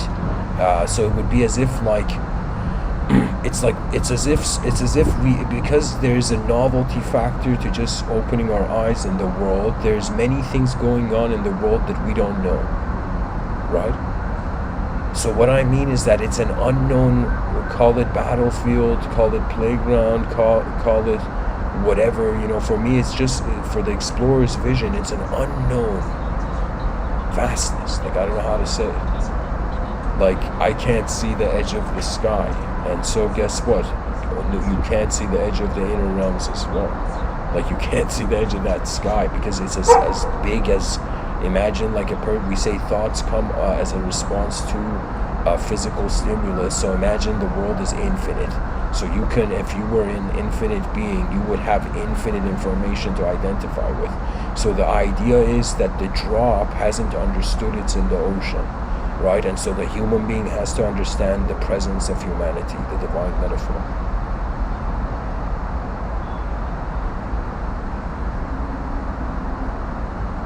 That means in the future, no human being can be alone.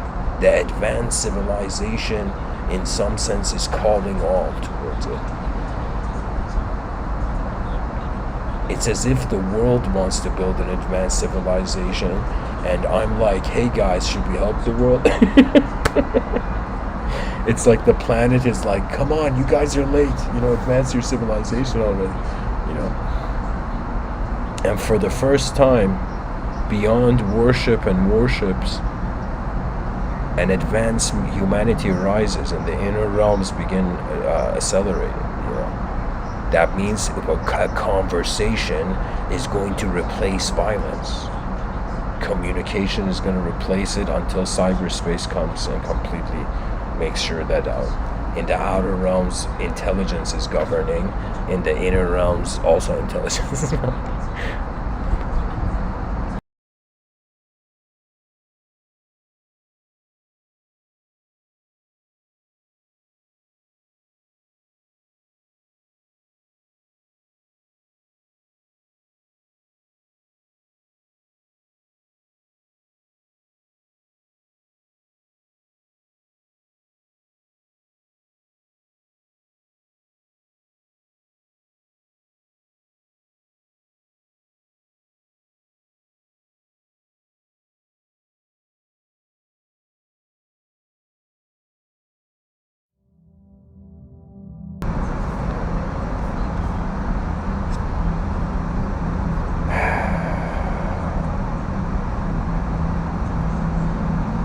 The world is where our communication comes from and where our communication goes. human beings are a unique opportunity ultimately. So the logic, common sense says we should care for something that takes a long time to happen. The idea is communication, and the idea is that the more people get to know each other, the more complex their communication can become with one another, of course. Now we want to say, okay, so how would 8 billion human beings advance their communication where they find themselves in a worldview where it makes sense to be peaceful in the outer realms and to take chaos and complexity and not let it escape our inner realms into the outer realms. That means it's as if the person is angry and his hand raises in the air and he's about to break something, and then his right hand quickly grabs his left hand. You know, and it's as if that should happen in the inner realms before the person's hand even moves. You know?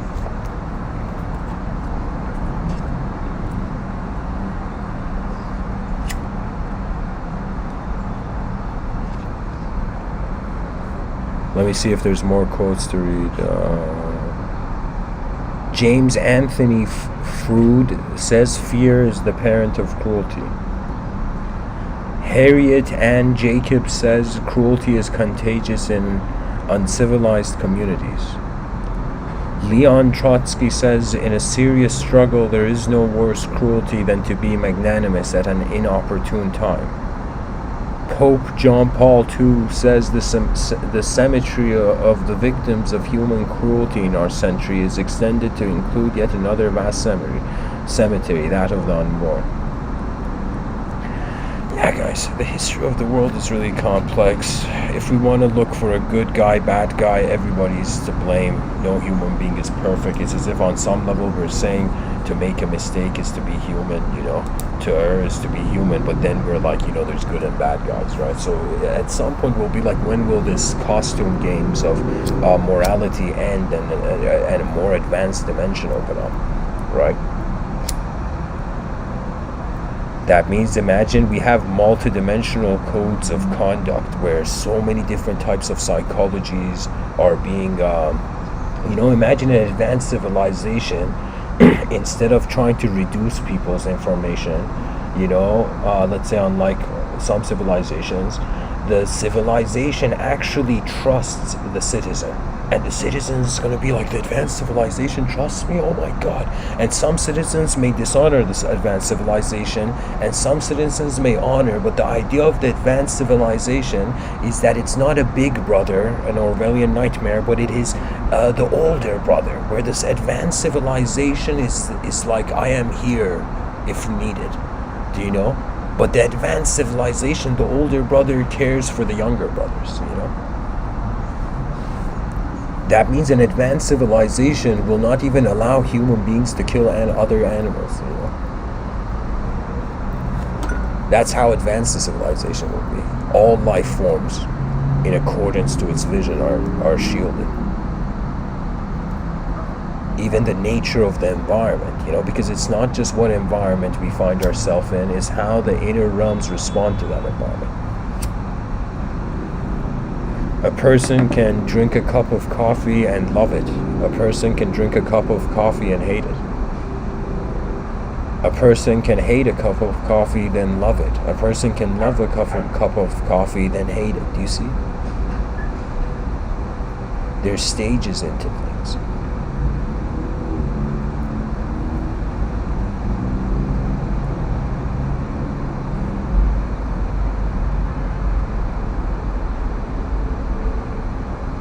Jasmine Guy says, I am very sad for men and women trapped in any relationship where there is cruelty, dominance, inequity. I long for the liberation of all people. And that won't happen unless we are multidimensionally tolerant. That means we care for the inner dimensions of human beings, not just their outer dimensions. A person can smile in their outer dimensions, but behind their eyes they may be frowning. You know, a person can act honest in front of their eyes, you know, but behind their eyes they could be incredibly dishonest. They could be mischievous. They could be bored. Do you know?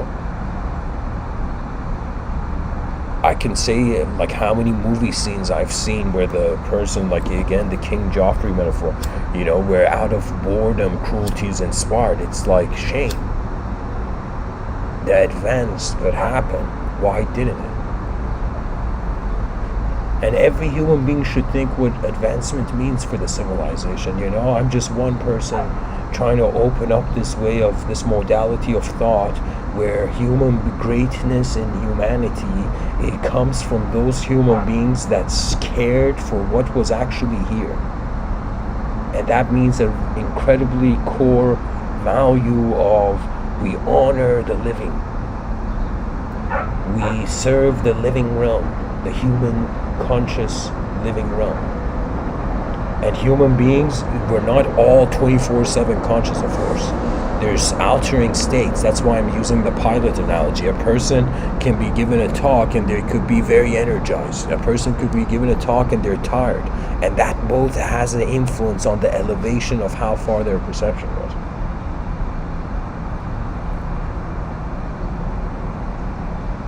I want to see a civilization smarter than cruelty.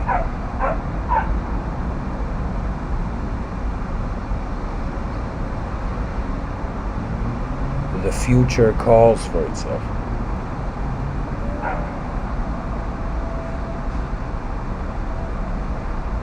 And here's the idea. We should have this theory that the most kindest people on the planet, in their inner realms, they have access to actually an incredible level of cruelty. And the most cruelest people on the planet, in their inner realms, have access to an incredible level of kindness. Why? Because they have to see the opposite to act different from it.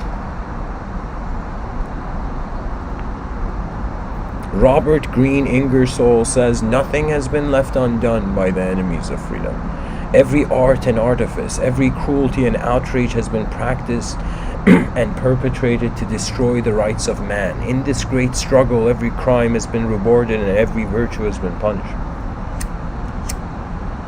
You know what it is? It's pretty much we're in the midway point. We're like a civilization 1.0. It's like the species is at a stage where 1 foot is in the wild, is in the unconscious animal instinct level, and 1 foot is in the conscious, free will, discipline level.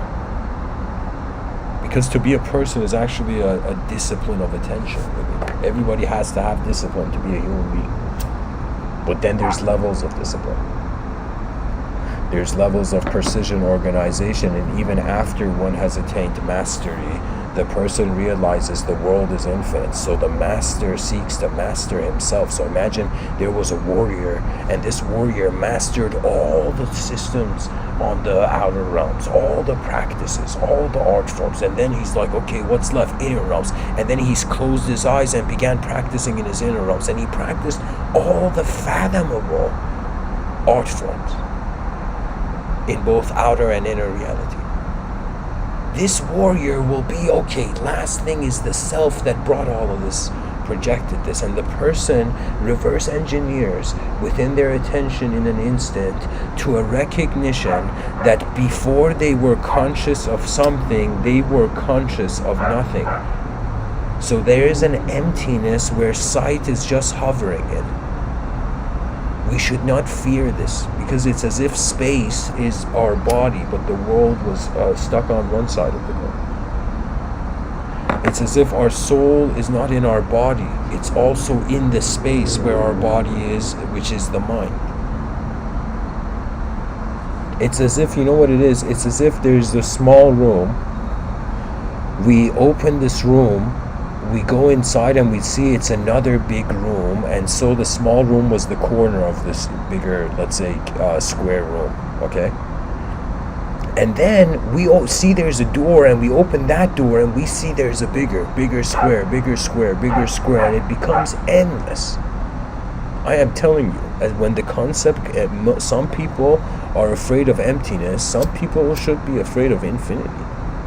Because it is bizarre to the human idea. That means it's as if we have to be so conscious that we are actually the unconscious conscious that it's conscious. I don't know how else to say it. It's as if that's when you find your presence. Your metaphysics, it's as if the moment is your guru. because the moment karmically is all there is. That means the explanation of just evolution through karma is that we set it in motion. So we set the first domino in motion, where all these levels of experience have come forth. So the whole point of karma is that only you can get yourself out of your illusion. No one else can even see your eyes in the illusion to help you, and if my talks are helping you, it's because I'm tackling just general, important, like universal questions, To me, I've noticed that the speed in the inner realms can have no limit. A person can, for example, look at a chessboard and see a bunch of chess pieces, then they can just close their eyes for 1 minute and just visualize all the ways that the chess pieces can move. Right? And so we can do that in an instant.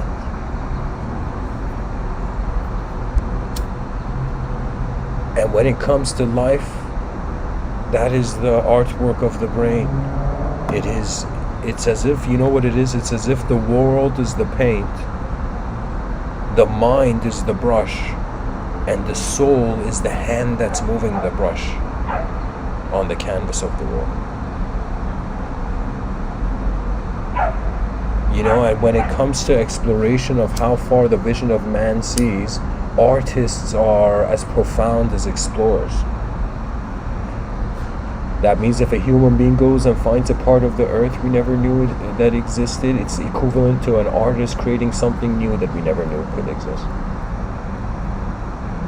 We are all explorers of an unknown world. The species unites. That should just be a given. Once the honor has been cultivated, the honor adds momentum to the conscience of civilization. And what I mean by that is that we have set up, probably by, I don't know, I see the future being too smart to be cruel.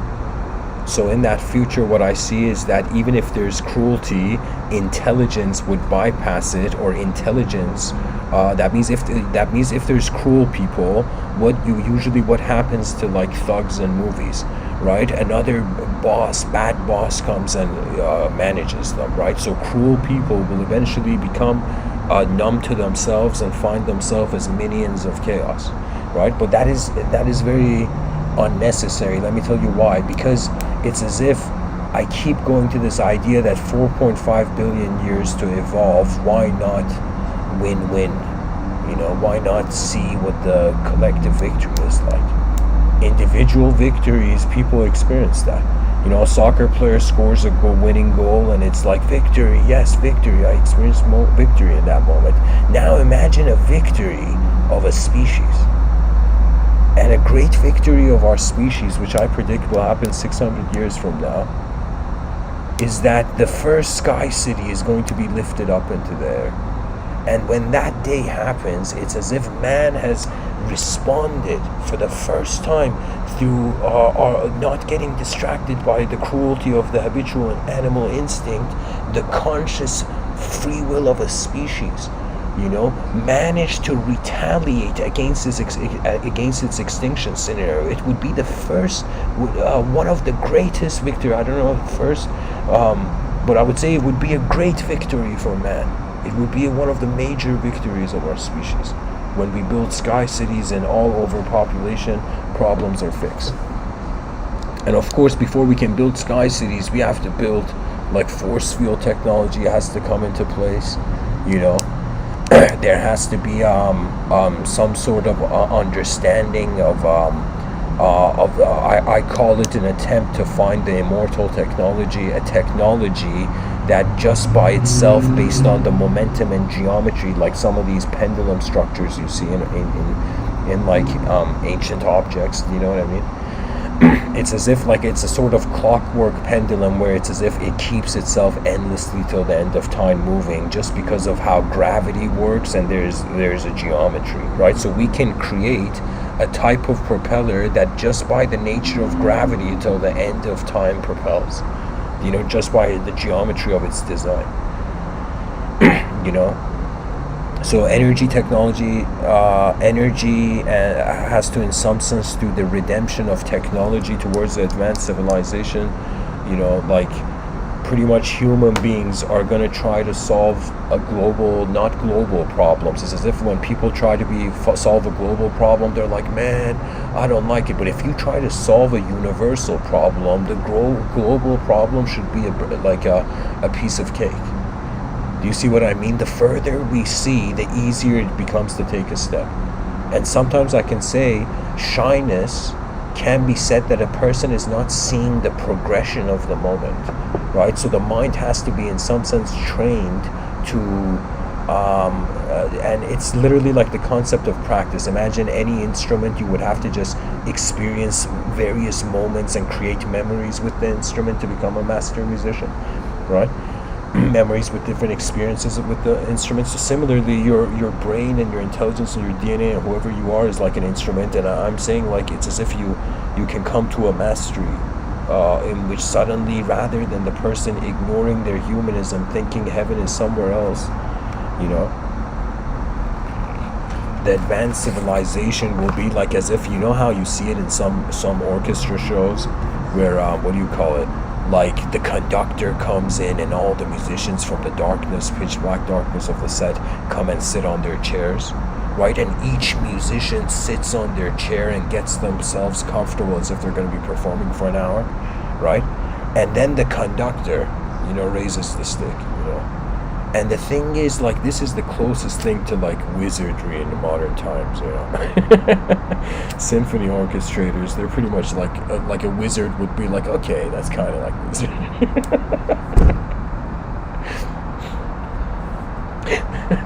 And so imagine one by one we begin hearing every human being suddenly playing their instrument.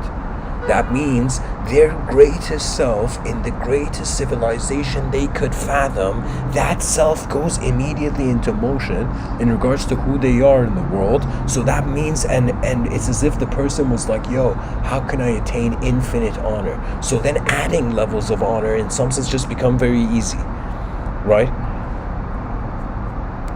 It's as if the more we see out of the picture, the less we can be afraid, because once we're familiar, we know what's coming, right?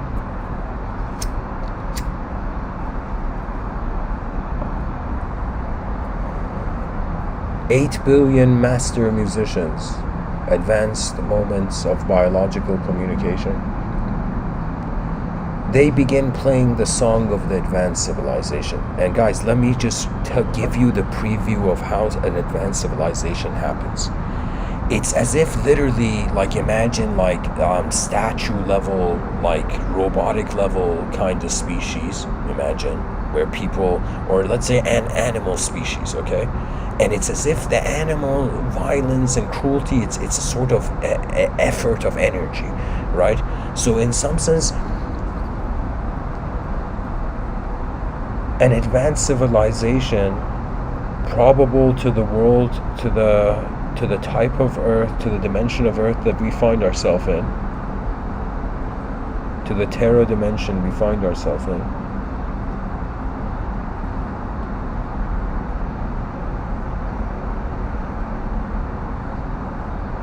Literally, just like great and beautiful music, it will be heard solo. First, the musician is its own conductor. It goes into civilization, serves civilization, and makes sure that the inner realms, the commanding officer has decided upon an advanced destination.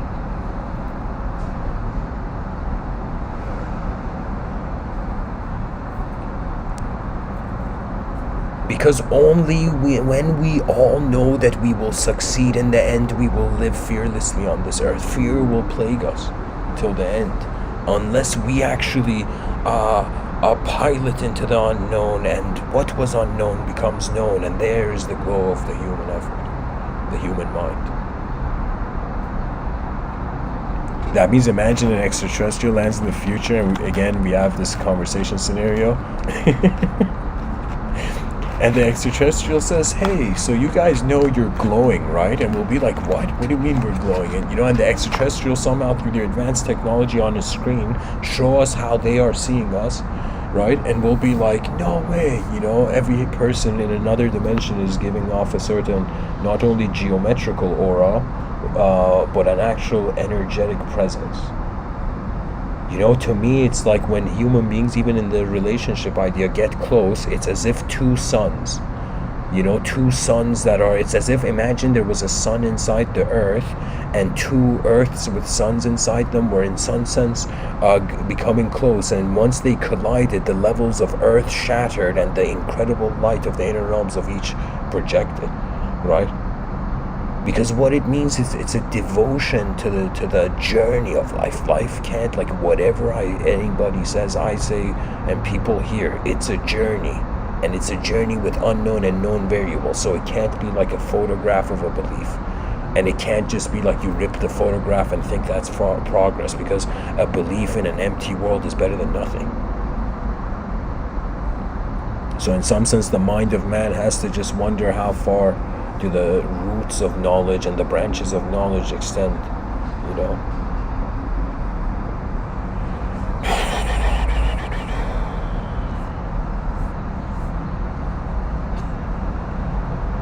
Imagine, guys, hilariously, imagine, I'll personalize it just so it's more gentler for the audience's ear. It's okay, I'll just say it like this. Imagine your future self coming to the present. Suddenly you notice a portal open up, like a science fiction movie, imagine, and from this portal comes your future self, but your future self has a mask, as if your future self doesn't want to show its face, But I think at that point, like, probably you would make sure it's your future self.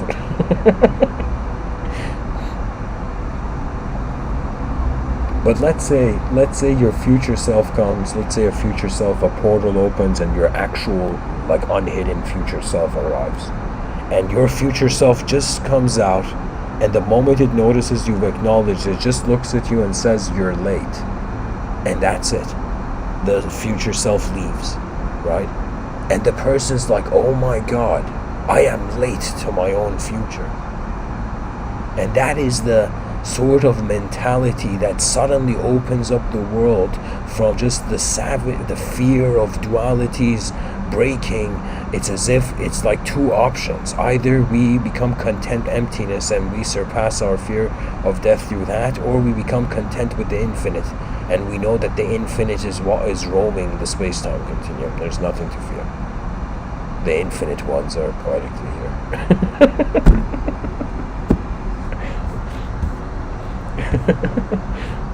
Oh man,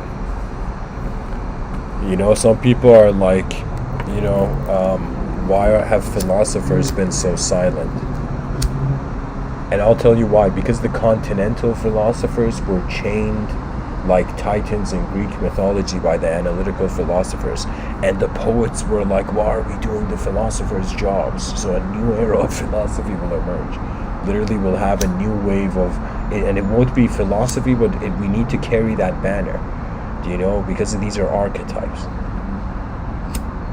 That means people make fun of, the concept of philosophy, but I'll tell you, it's like that was the first thing we were.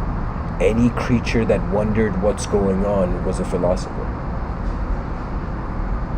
Because ultimately we have access to a direct experiential event. Existence is here, and it has dimensions.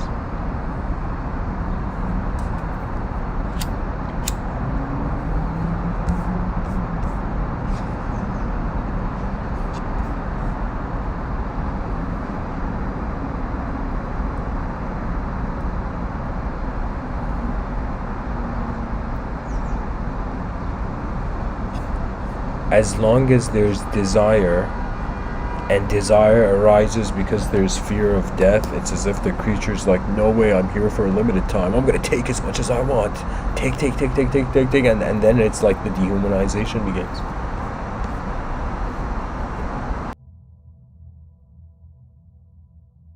That means, hilariously, evil people are equivalent to an alien invasion, because it's dehumanized.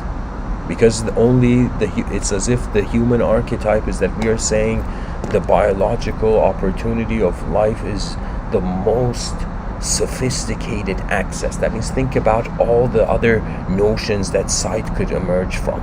Like we could have our eyes imagine like in Buddhism and yoga, like it's crazy. They perceive that a person's actions can descend them. So that means if a person acts like a dog and it shows the same savageness and wildness as a dog in their psychology, it's as if they incarnate as a dog. Like, this was like the concept of reincarnation going beyond species, as if it's like the decision of a field that is within all of them, or the result of a field that is within all of them. The person's like, how can I find God to answer my questions, And then a wise person responded and said, God is the one asking the question. This doesn't mean the idea of us is a God. It means the idea of self and world only occurred because we separated our energetic mobility from the energetic movement of everything else. The idea of a self is literally like a box on the head of the human being, or this Iron Man suit. The moment you're done with the Iron Man suit, to reside in it is meaningless. And everybody, before they fall asleep in their bed at night, they slip out of the Iron Man suit and they abide as their true nature, and then they fall asleep. Do you know? Because in the world, and especially the society we have in Civilization 1.0, and this is global, not like I'm saying, this goes for all societies.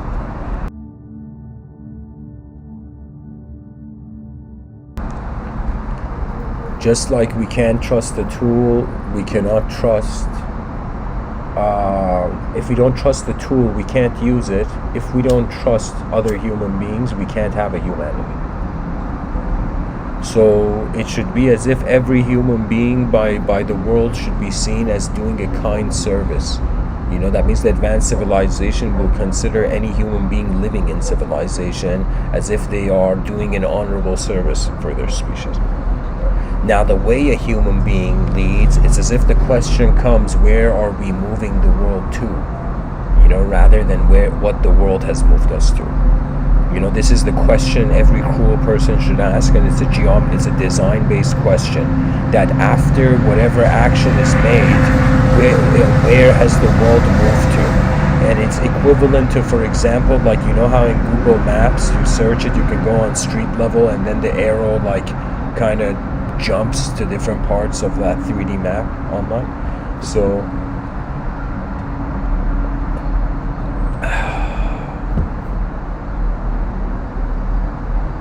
we are jumping both in the outer realms and the inner realms.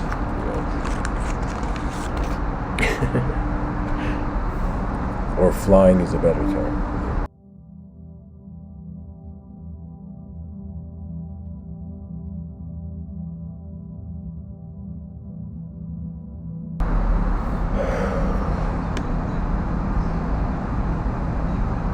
Seek the victory of the world, then everything in it becomes victorious. The victory of the world is the most efficient vision and strategy. The most efficient vision and strategy only comes when we have looked at the simple dimensions of reality and the complex. It's as if after viewing both, then we can view the beyond. That means anybody who wants to attain like a superior insight, you just have to quickly notice the simple dimensions of your reality, the complex dimensions of your reality. And that means you got to understand that how your brain is projecting chaos and how your brain is ultimately projecting order, like the most intense archetypes. And once that's confronted, it's as if the ideas, it's as if both the chaotic self and the ordered self in the inner realm bow to the presence of the moment. That means it's as if you find yourself, the ego, bowing, and you're like, what is my ego bowing to? And the ego's bow is silence. And when there is silence, the divine speaks. And what I mean by the divine speaks, that means that there's a level of intelligent activity that is becoming so inspired and focused in the outer realms that it's animating. That means imagine right now my own attention is focused on this talk. Now imagine, the planet's attention is focused on my talk. Now imagine the galaxy's attention is its focus is on my talk. Now imagine the universe, and now imagine beyond all of this the fathomable causal source of the ultimate intelligence that we find moving everything.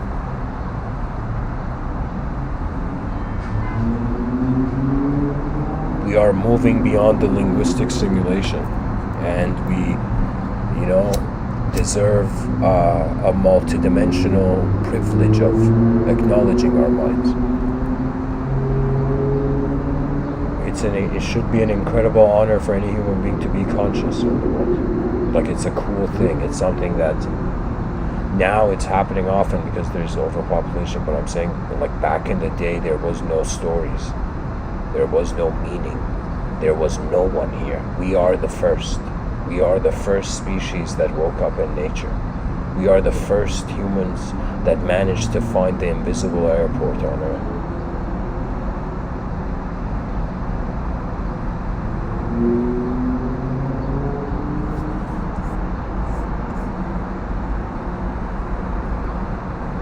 And designers are going to be the saviors of the future. Why? Because designers will look at the shape of the moment, and the shape surpasses the emotion we have on the shape.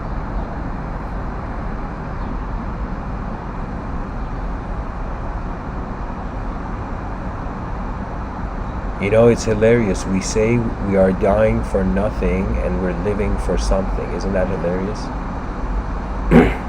That means one dimension emptiness, one dimension infinity. And all human psychology is between these spectrums. All those people who have hope, you are trying to walk with the infinite, with infinity, with the divine. The divine means the less the person is being a self, the more they're being how the world is moving. When you access the state, some people call it the Gaian mind, some people call it the divine will. When you access that self-based state where you're just the presence of your whole moment, where all phenomena is in, and you bask in the silence of your being, to a point where every part of your biological system becomes automated. And so the human being is actually the silent space, noticing everything happening. It's just our eyes are the visual starting point. Somebody was like, why can't I see the stars? And another person shouted, take off your sunglasses. And it's as if humanity is like, why can't I see truth? And I'm like, take off the language and wonder about how language is being an experience. To honor humanity, we are honoring literally the effort of life on Earth. And human beings want to discover life on Earth, so what? We introduce it to the chaos of our own society. Do you know? That means imagine, like in the future, human civilization, human beings become so advanced, let's say type 2 civilization or type 3 civilization, maybe in accordance to the Kardashev scale, and let's say we've gone to other planets and we found a planet that was like on a similar evolutionary journey as us, and they were like, yo, and we had diplomatic relationships with them, and they were like, and we entered their planet and we were polite and kind, and they were like, can we come to your planet? And then we'd be like, we'd be like, sure, but I don't think we wouldn't recommend it. And they'll be like, why wouldn't you recommend it? And we'd be like, because cruelty still exists. The ignorance that denied many of our ancestors their future. It's like a force. It's like something where human beings have been defeated. Anytime there's cruelty, anytime a potential advanced communicator in civilization, a potential advanced human consciousness is somehow reduced or defeated or destroyed by cruelty, that becomes a moment in history where the civilization has to get angry. Right? But not angry in the way where we want to bring the wrath of justice, but we should get angry at ourselves. And when we get angry at ourselves, we change the system. Because the brain can go a certain distance, then the heart takes over. And when the heart takes over, it's like the karma of kind people, right? Smart things happen for them. Why? Because they have given to the world, and the world's like, oh my God, did a human being give me, something, and the world gives it back. And it's strange. It's like law. It's like the physics of mind, right? It's as if like the third law of thermodynamics is also, cause and effect echoes beyond the physical framework.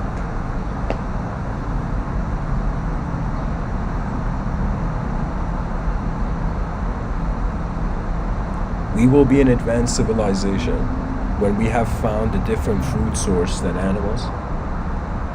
We were smart enough to find a more efficient way of food, let's say. Many people don't know this, but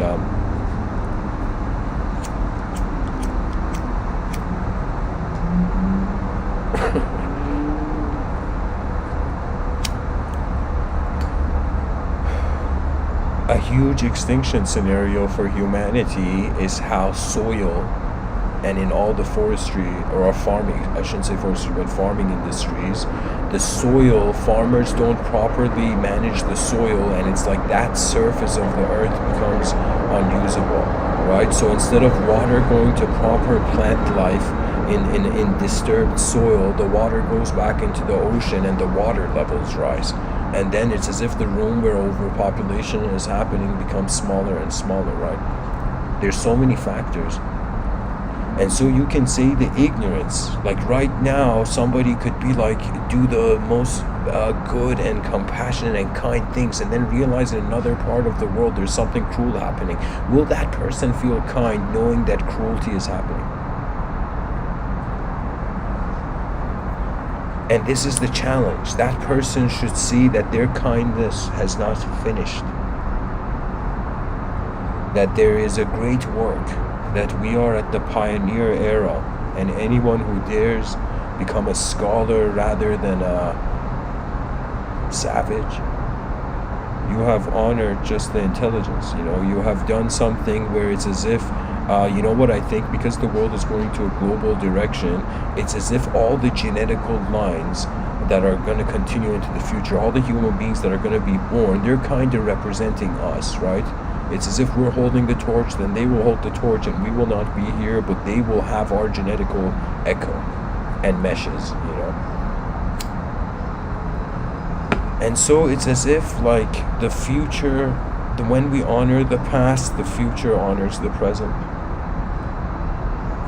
When we let go of the past, in some sense the future lets go of the present. And this can be enlightening, but can also be inefficient. But ultimately it's just like the same question. It's as if all of existence comes down to a question where what should 8 billion conscious creatures on a rock in the middle of nowhere do? In a three-dimensional reality where we have endless, it's as if human experience is a point, and in that point there's a line for time, there's a line for space, there's a line for color, there's a line for design, geometry. So these are all the dimensions that are connected to the singular moment where we find ourselves experiencing intelligence. And for the first time in the attempt to build a conscious paradise, a strange miracle will happen. We will realize we have already been to paradise. You see, it's a field of intelligence. That means the moment the bodhisattva archetype increases on the planet, the advanced communicator archetype increases. The pilot of consciousness, I should say, is the bodhisattva archetype, and the Buddha archetype is the advanced communicator. As the numbers of human beings conscious and more tolerant, and the reason we are not cruel is because we're like, okay, before I decide to be cruel, let me try to understand as much as possible. And when we go to understand, we see people are multidimensional. Systems of thought are multidimensional. And you know what's cool about the mind? Because everybody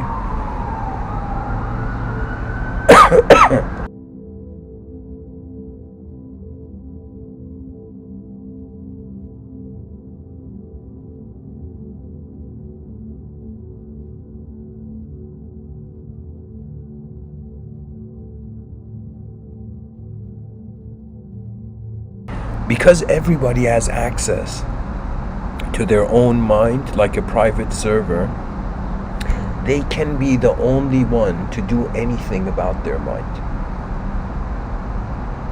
That means all that an outer wisdom can be is a mirror, hopefully a polished mirror. You know, it's as if wisdom is a clear mirror and corruption and ignorance is the smudges on the mirror. And it's as if the person, in moving towards the decency resonance, in listening to their conscience and wondering why there is a conscience in the moment,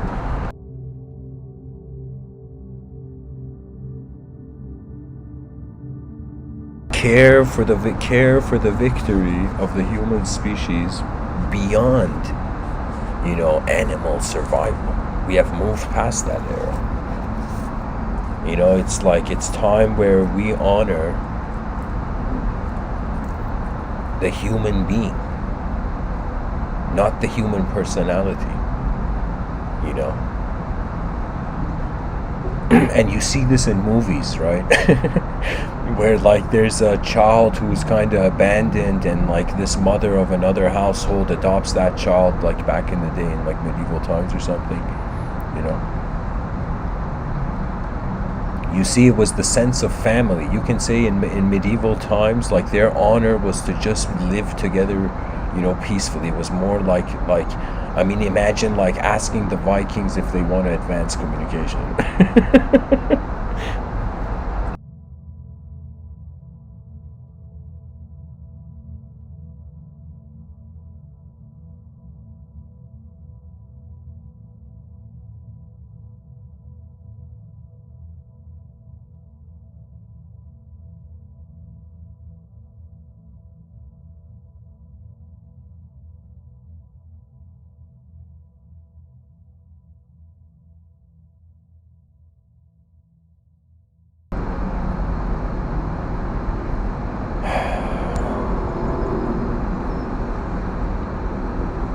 Okay, so a question has appeared in the chat section.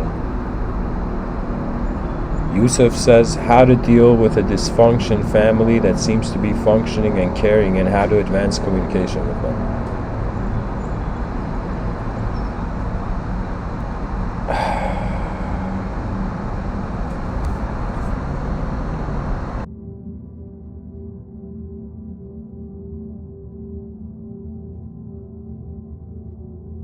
You know, I'll answer this question as not someone who has the answer, but someone who's just attempting to see what an answer would be. But I would say that I have this view that because we are mortal creatures, because we are here temporary, right, and because we're a creature that uses energy, right, to be our natural self all the time is not a bad strategy. It may not be the greatest strategy, but it's an at least energetically efficient strategy. Because once you kind of become content with the simpler dimensions, your simpler egoic constructs of your own being,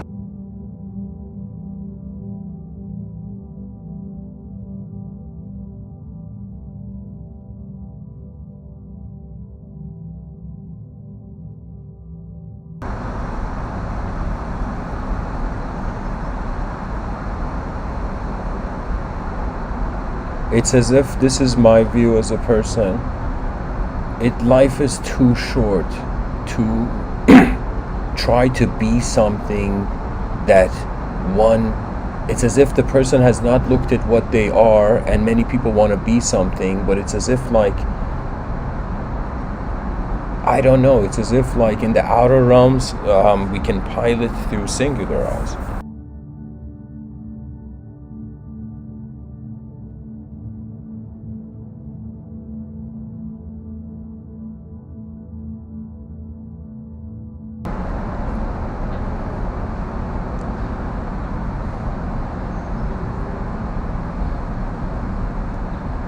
We are dying to live,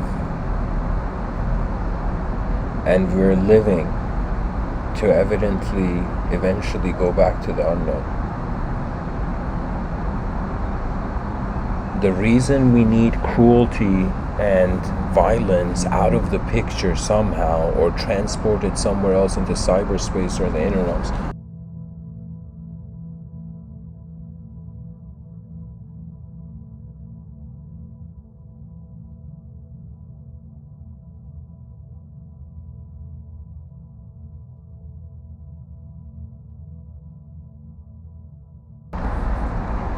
Beyond cruelty, the moment human beings can trust that their civilization is advanced and cares for them in an advanced way and provides an opportunity for the citizen to also care for the civilization in an advanced way, we succeed by walking towards a world where we are already victorious.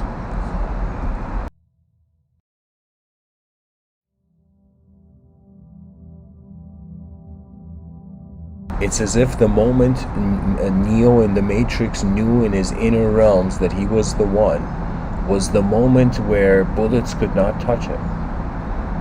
And so it's as if the bullets of samsara no longer touch you when you really experience what it is that is your intelligence. That is all that this whole Mr. Within podcast is about. I'm pretty much being like, hey guys, what's looking out through our eyes? Is it an object? Is it a subject? Is it something more than the senses? What do we do about it? What does it give us an opportunity for? If it gives us an idea of an advanced civilization, how do we integrate this into culture?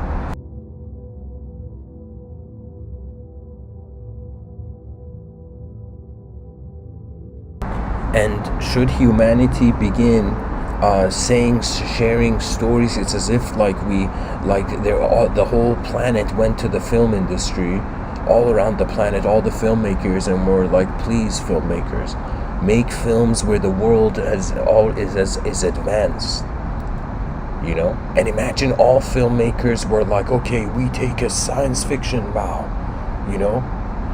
And in some sense, the greatest era of science fiction filmmaking begins. Why? Because the evolutionary creature has become conscious of its inner realms, and for the first time, psychology, philosophy, these philosopher and the psychologists will be on, like, imagine film sets, you know?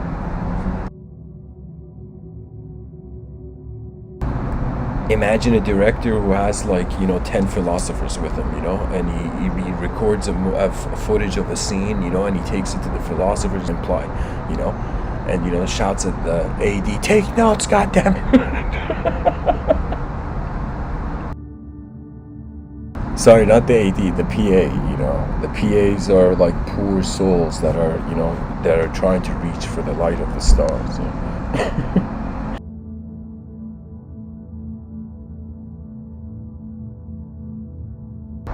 But honestly, humor aside, all human beings are either serving the body of the civilization, they're serving the physical dimension, or they are serving the non-physical, the subjective dimensions, right? And both are honorable. That means, to me, let's say those in the construction industry, let's say a team of people build a house, and imagine a team of people in a university build a system of thought. A new system of thought. This happened, for example, in the Frankfurt School. So you see, it's as if the world can't be put into a concept, but all concepts are arising because the world is here first. And so the beginning step, at least, to try to somehow go beyond cruelty and violence, is to ask, why is it there? As if somebody has mustard on their face and they're like, why is this there? It's like, when did I eat mustard?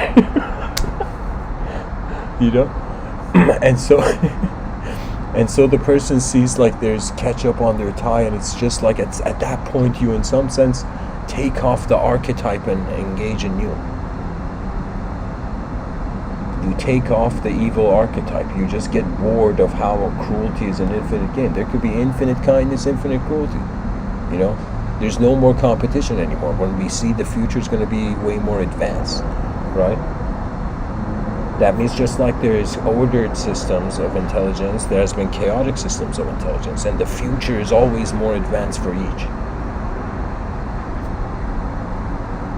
But if we yin-yang civilization out, and we aim for that which is not afraid of the multidimensional, which is not afraid of the infinite, which trusts the singular and is in some sense has accepted the void, and finally pilots the dualism.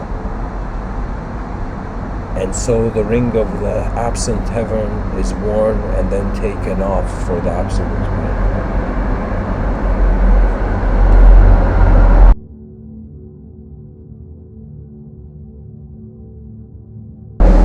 It's as if cruelty is like unnecessary. It's unnecessary. Yeah, that's the best thing I can say. For a creature that has a mind, cruelty is like the most like boring, low-level thing to do. You know, the mind a person can close their eyes and in their inner realms imagine like fighting 12 ninjas at the same time.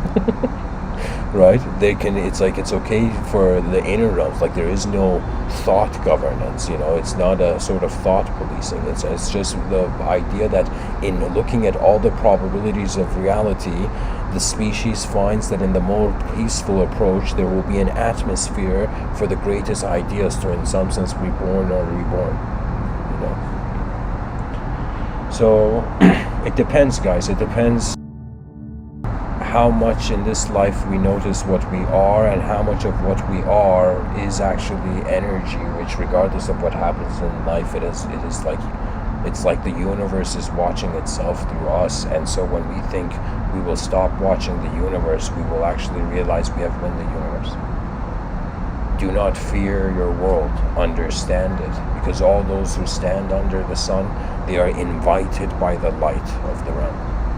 Our eyes are like, you know, divine translators. And what I mean by that is just the fact that there's light here. I mean, like, isn't that insane? Imagine there was no sun near our planet. Like, imagine there was a planet, you know, that was like away from the sun. It would be ridiculous. You know, it's like the person's like, how many jackets do I need to wear on Pluto? You know.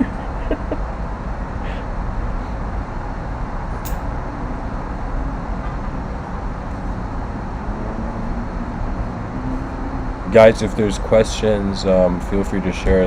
I've pretty much reached the end of the episode.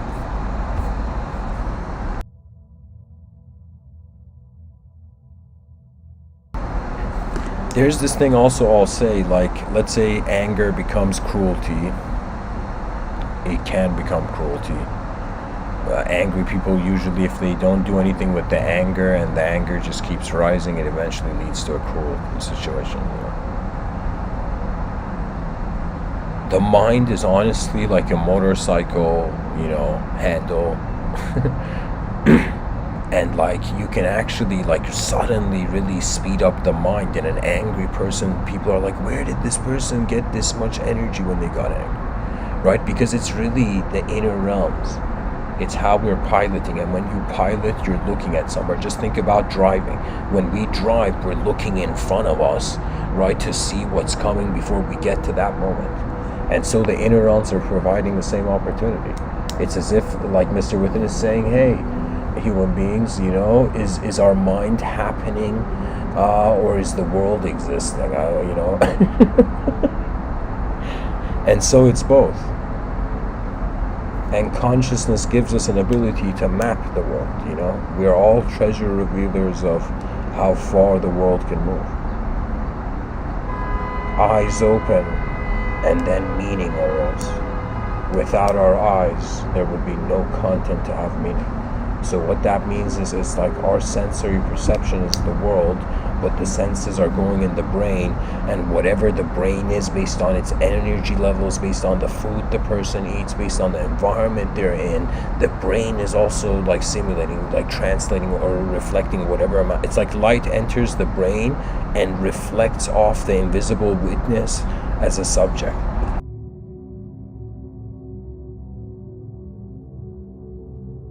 I'm being poetic here when I say that. It's as if light enters our eyes and the story of our life happens. You know, how cool is that?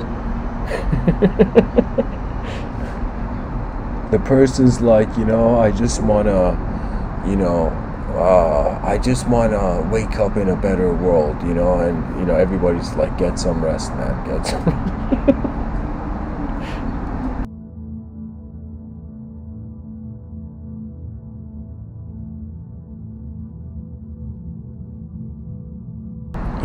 I'm saying universal we should attempt universal intelligence. That way, planetary intelligence, galactic intelligence will be no problem. It's like we're thinking about what would a universal being do. Imagine an extraterrestrial comes to Earth in the future, and there's a great philosopher at that time, right? And the extraterrestrial comes to the philosopher and says, how far is your species seeing?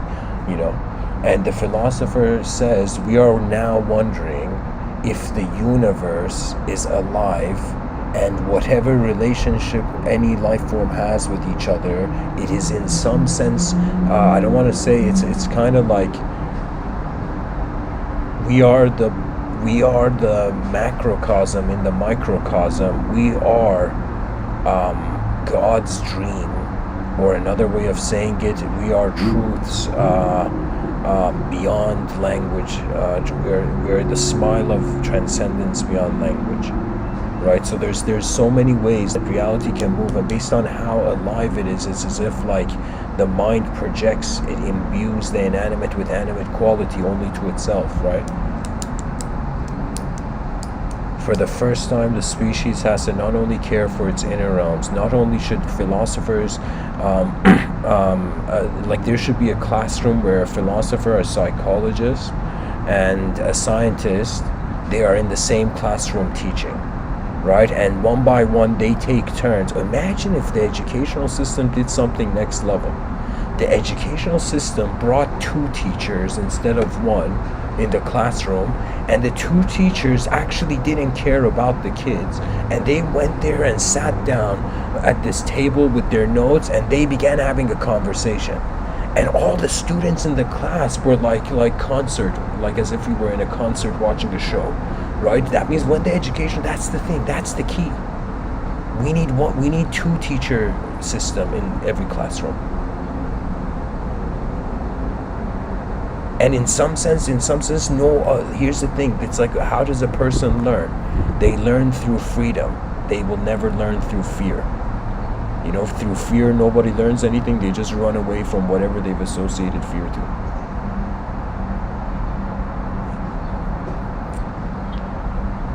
It's as if someone was afraid of dark. Imagine a kid was afraid of dark and went to his parents and was like, what do I do? I'm afraid of the dark. And the parent was like, son, close your eyes for a moment. And the son closes his eyes.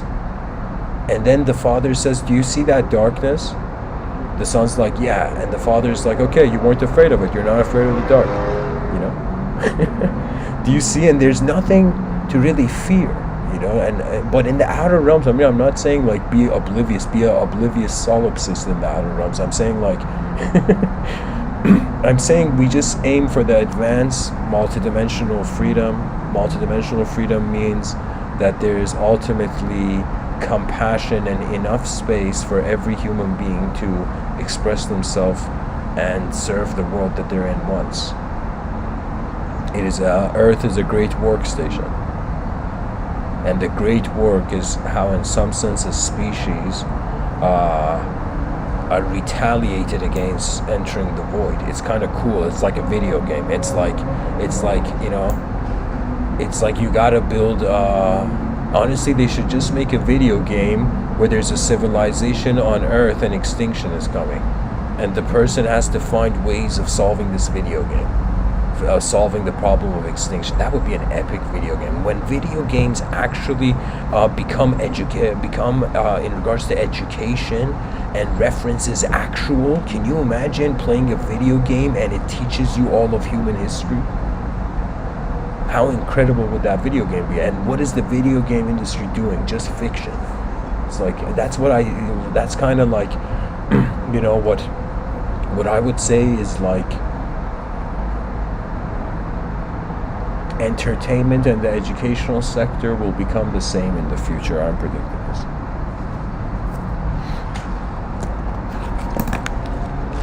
So in the future, if it happens, nobody can say nobody said anything.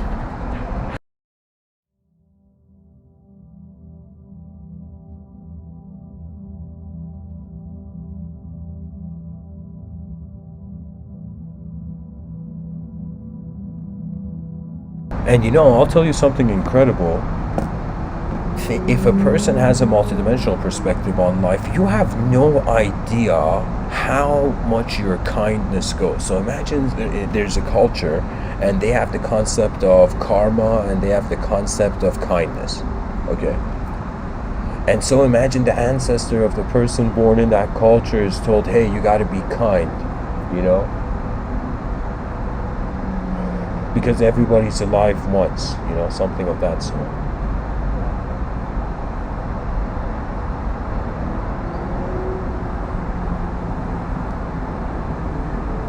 Our greatest kindness is the greatest presence.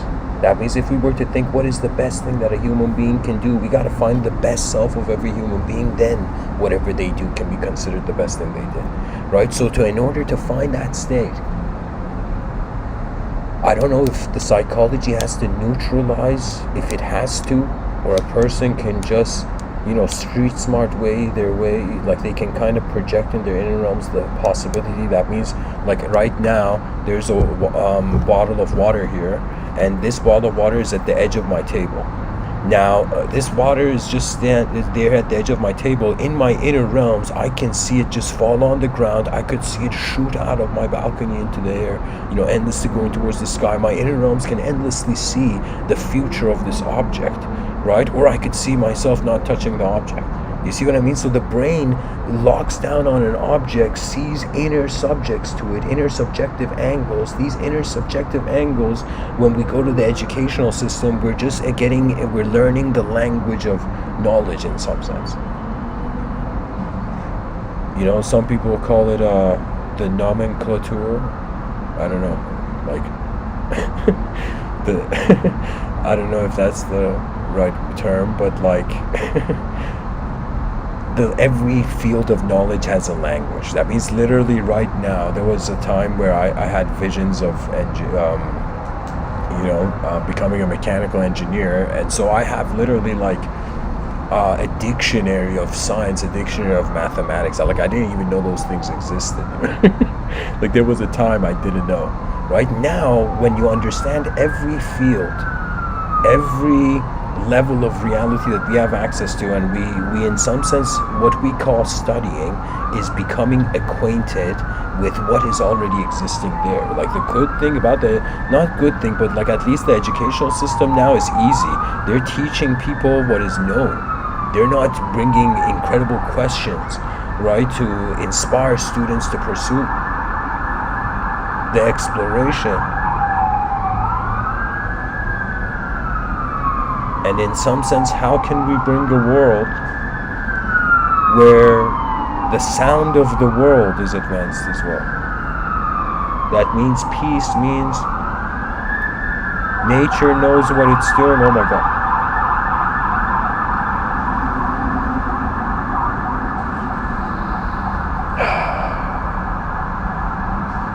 May the universe bless itself.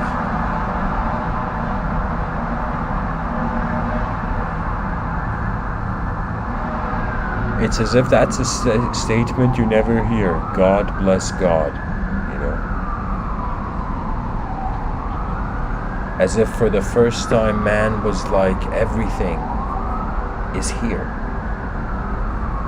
And it's our decisions. There's so many types of human beings piloting in the space-time continuum. Do we dare, attempt to advance? The explorer mindset is the most important mindset.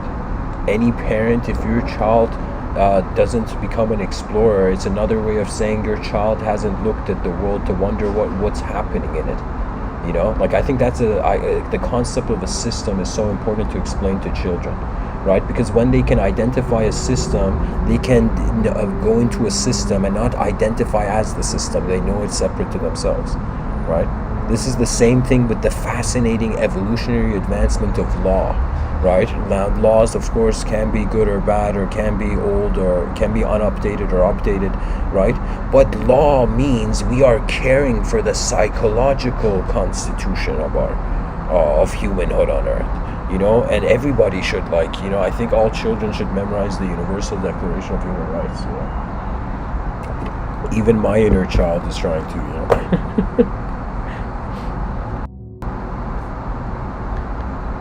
Anyways, guys, thanks for listening. This episode was a long one, 2 hours, 40 minutes. Oh my god. I can't say it felt to me like an instant. Can you imagine? Somebody gives like a 10-hour talk and they're like, how long was that? It was like 10 seconds, man. It just felt 10 seconds to me. I'm not tired at all. And then we realize,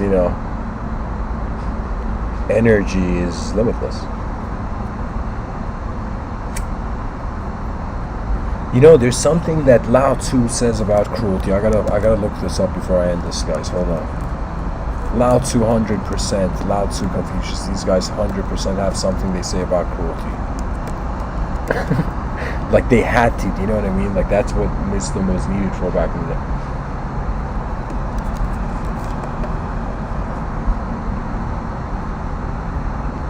Okay, let me see. So this quote by Lao Tzu, he says, the court is corrupt. The fields are overgrown with weeds. This is from the Tao Te Ching I'm reading.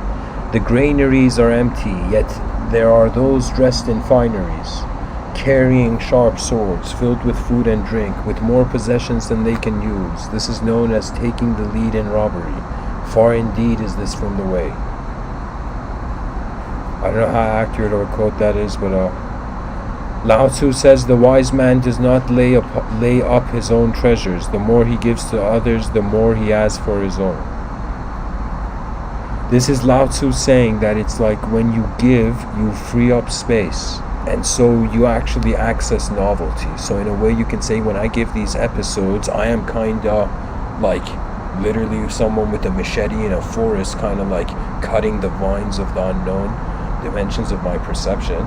And honestly, what it is that every state of mind is new. That means I don't have a choice. Every day I wake up, it's like a new emotion to the day, a new, attitude to the day. So that's like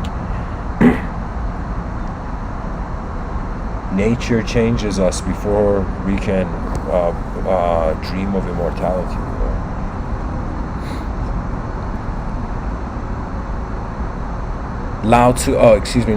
Confucius says, attack the evil that is within yourself rather than attacking the evil that is in others. That means when we see someone as evil, think of like the Crucible or the witch trials back in the day in like human history, right? Where in some sense like people were considered as witches and they were burnt. Like just think about it. Now the same thing is happening in society, but it's not a physical burning. It's more like the media, that means it's like I'm pretty sure it's like this. I mean, my YouTube channel is small at this point. But I would say like those who are like among very large crowds, do you know how many minds in a room like a person can take? Like eventually at some point the person will have to just pilot in their own universe. Every system can be advanced. Everything has a shape. You look at the shape, that's how you know it. Once you've looked at the shape, then you wonder what else could the shape be, and that's how knowledge extends forth. The branches of knowledge keep going. Lao Tzu says, he who knows that enough is enough will always have enough. Lao Tzu says, if you want to awaken all of humanity, then awaken all of yourself. If you want to eliminate the suffering in the world, then eliminate all that is dark and negative in yourself. Truly, the greatest gift you have to give is that of your own self-transformation. Sri Ramana Maharshi also says the greatest service you can render the world is your own self-realization. That means as we update the inner realms, then our approach to the outer realms from like a new field of consciousness through Neo-Agian words, if I could say. Like, what I mean by that is that we are antennas, but these antennas have to be activated. They're not just activated by us like surviving physiologically. They're activated when there's a sort of intent from the mind. Now, how does an intention arise? An intention to some degree is arising from the biology and the habitual design and the repetitive design of the genetics, right? And the DNA, like there's a biological component to it which has to do with the animal instincts, and then there's a component to it of what you project onto the world because you have a mind that can do that, right? That means all those people working hard, you ask them, why are you working? They're like, that's my goal, man. I have a list of goals and I'm going to achieve all of these. And the law of attraction promised me.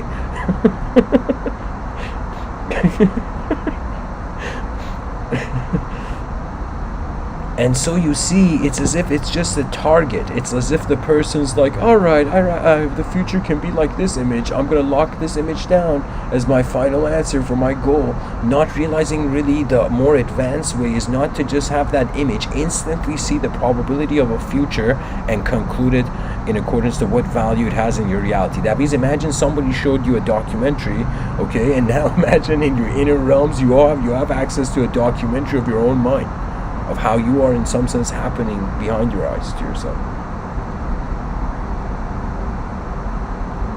And advanced humanity doesn't fear itself and doesn't fear the known or anything in the known or the unknown. That's a way we would define it. Or I can see that it can be defined that way. Lao Tzu says, responsibility without love makes us inconsiderate. Power without love makes us cruel. Belief without love makes us fanatics. Intelligent without love makes us dishonest. And there you go. Love. Who knew those 4 letters have the salvation of the species hidden inside?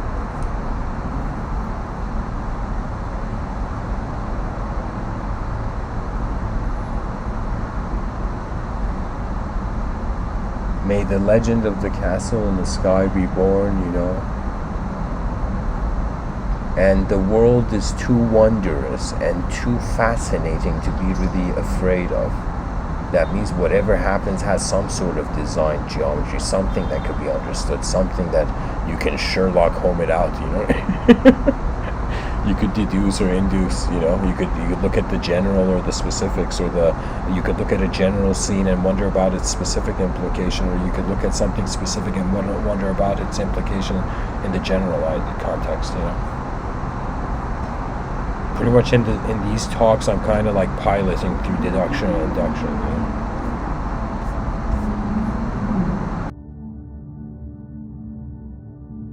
And if we can say that it's just in a kinder world, there's better opportunities. I mean, like, why not, guys? Whoever's listening, it's like the era of savage animal biting has ended. Now that savage animal biting could be with like metal bullets, or could be with violence, or we have to become so advanced that we realize violence has an inner consequence. That means imagine a child in a bad neighborhood, right? And there's violence, and this child's eyes are seeing that violence, right? In an advanced civilization, immediately advanced communicators would in some sense come in and see why that intensity is active, right? And how much it's justified, right? Because the idea of the advanced civilization is that if everybody is efficient, there's going to be an incredible abundance of resources. Now, the advanced civilization, through a compassionate approach, is like, what does the human being need? Because the human being is temporary. The advanced civilization will go on being. The advanced civilization is like an immortal, and it's going to care for the citizen like the immortal is helping effortlessly the citizen, right? So that means if the issue in that bad neighborhood is money, the advanced communicators immediately talk to like the mayor or something like that, right? Things immediately change, right? And human beings are it's as if every human being is helping, it's as if we want so many victories. We want to see a day where there is the 8 billion plus victorious, where the human species was like, now this is what piloting on Earth is like. Where we allowed the advance to assist us in our great conquest against the unknown world. All that mankind can say, the most glorious, the most honorable words, or I should say, the most honorable word, onwards. To go forth, that is the only option in emptiness. We play like eternity, and we break and we exit as if we were never here. Reality is like the best opportunity to do something. Anyways, guys, thanks for listening. I hope this episode was helpful. People can consider becoming a member, and soon there will be project supporter meetings where I'll discuss pretty much a method towards, global evolution. But anyways, thanks for listening, guys. Namaste.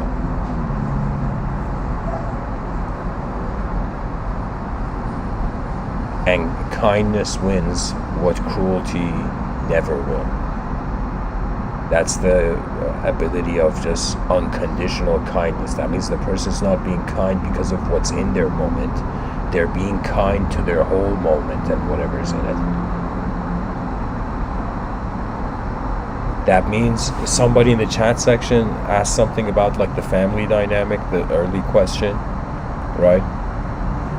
Who was it? I think it was Yusuf. He says dysfunctional family. I think the way is you have to communicate a better new possible way where the moment can happen. That means imagine, let's say your family is dysfunctional, you literally, like a video game, pause the family and you say, hey, why are we doing this when we could be doing that? And the moment you share the better possibility,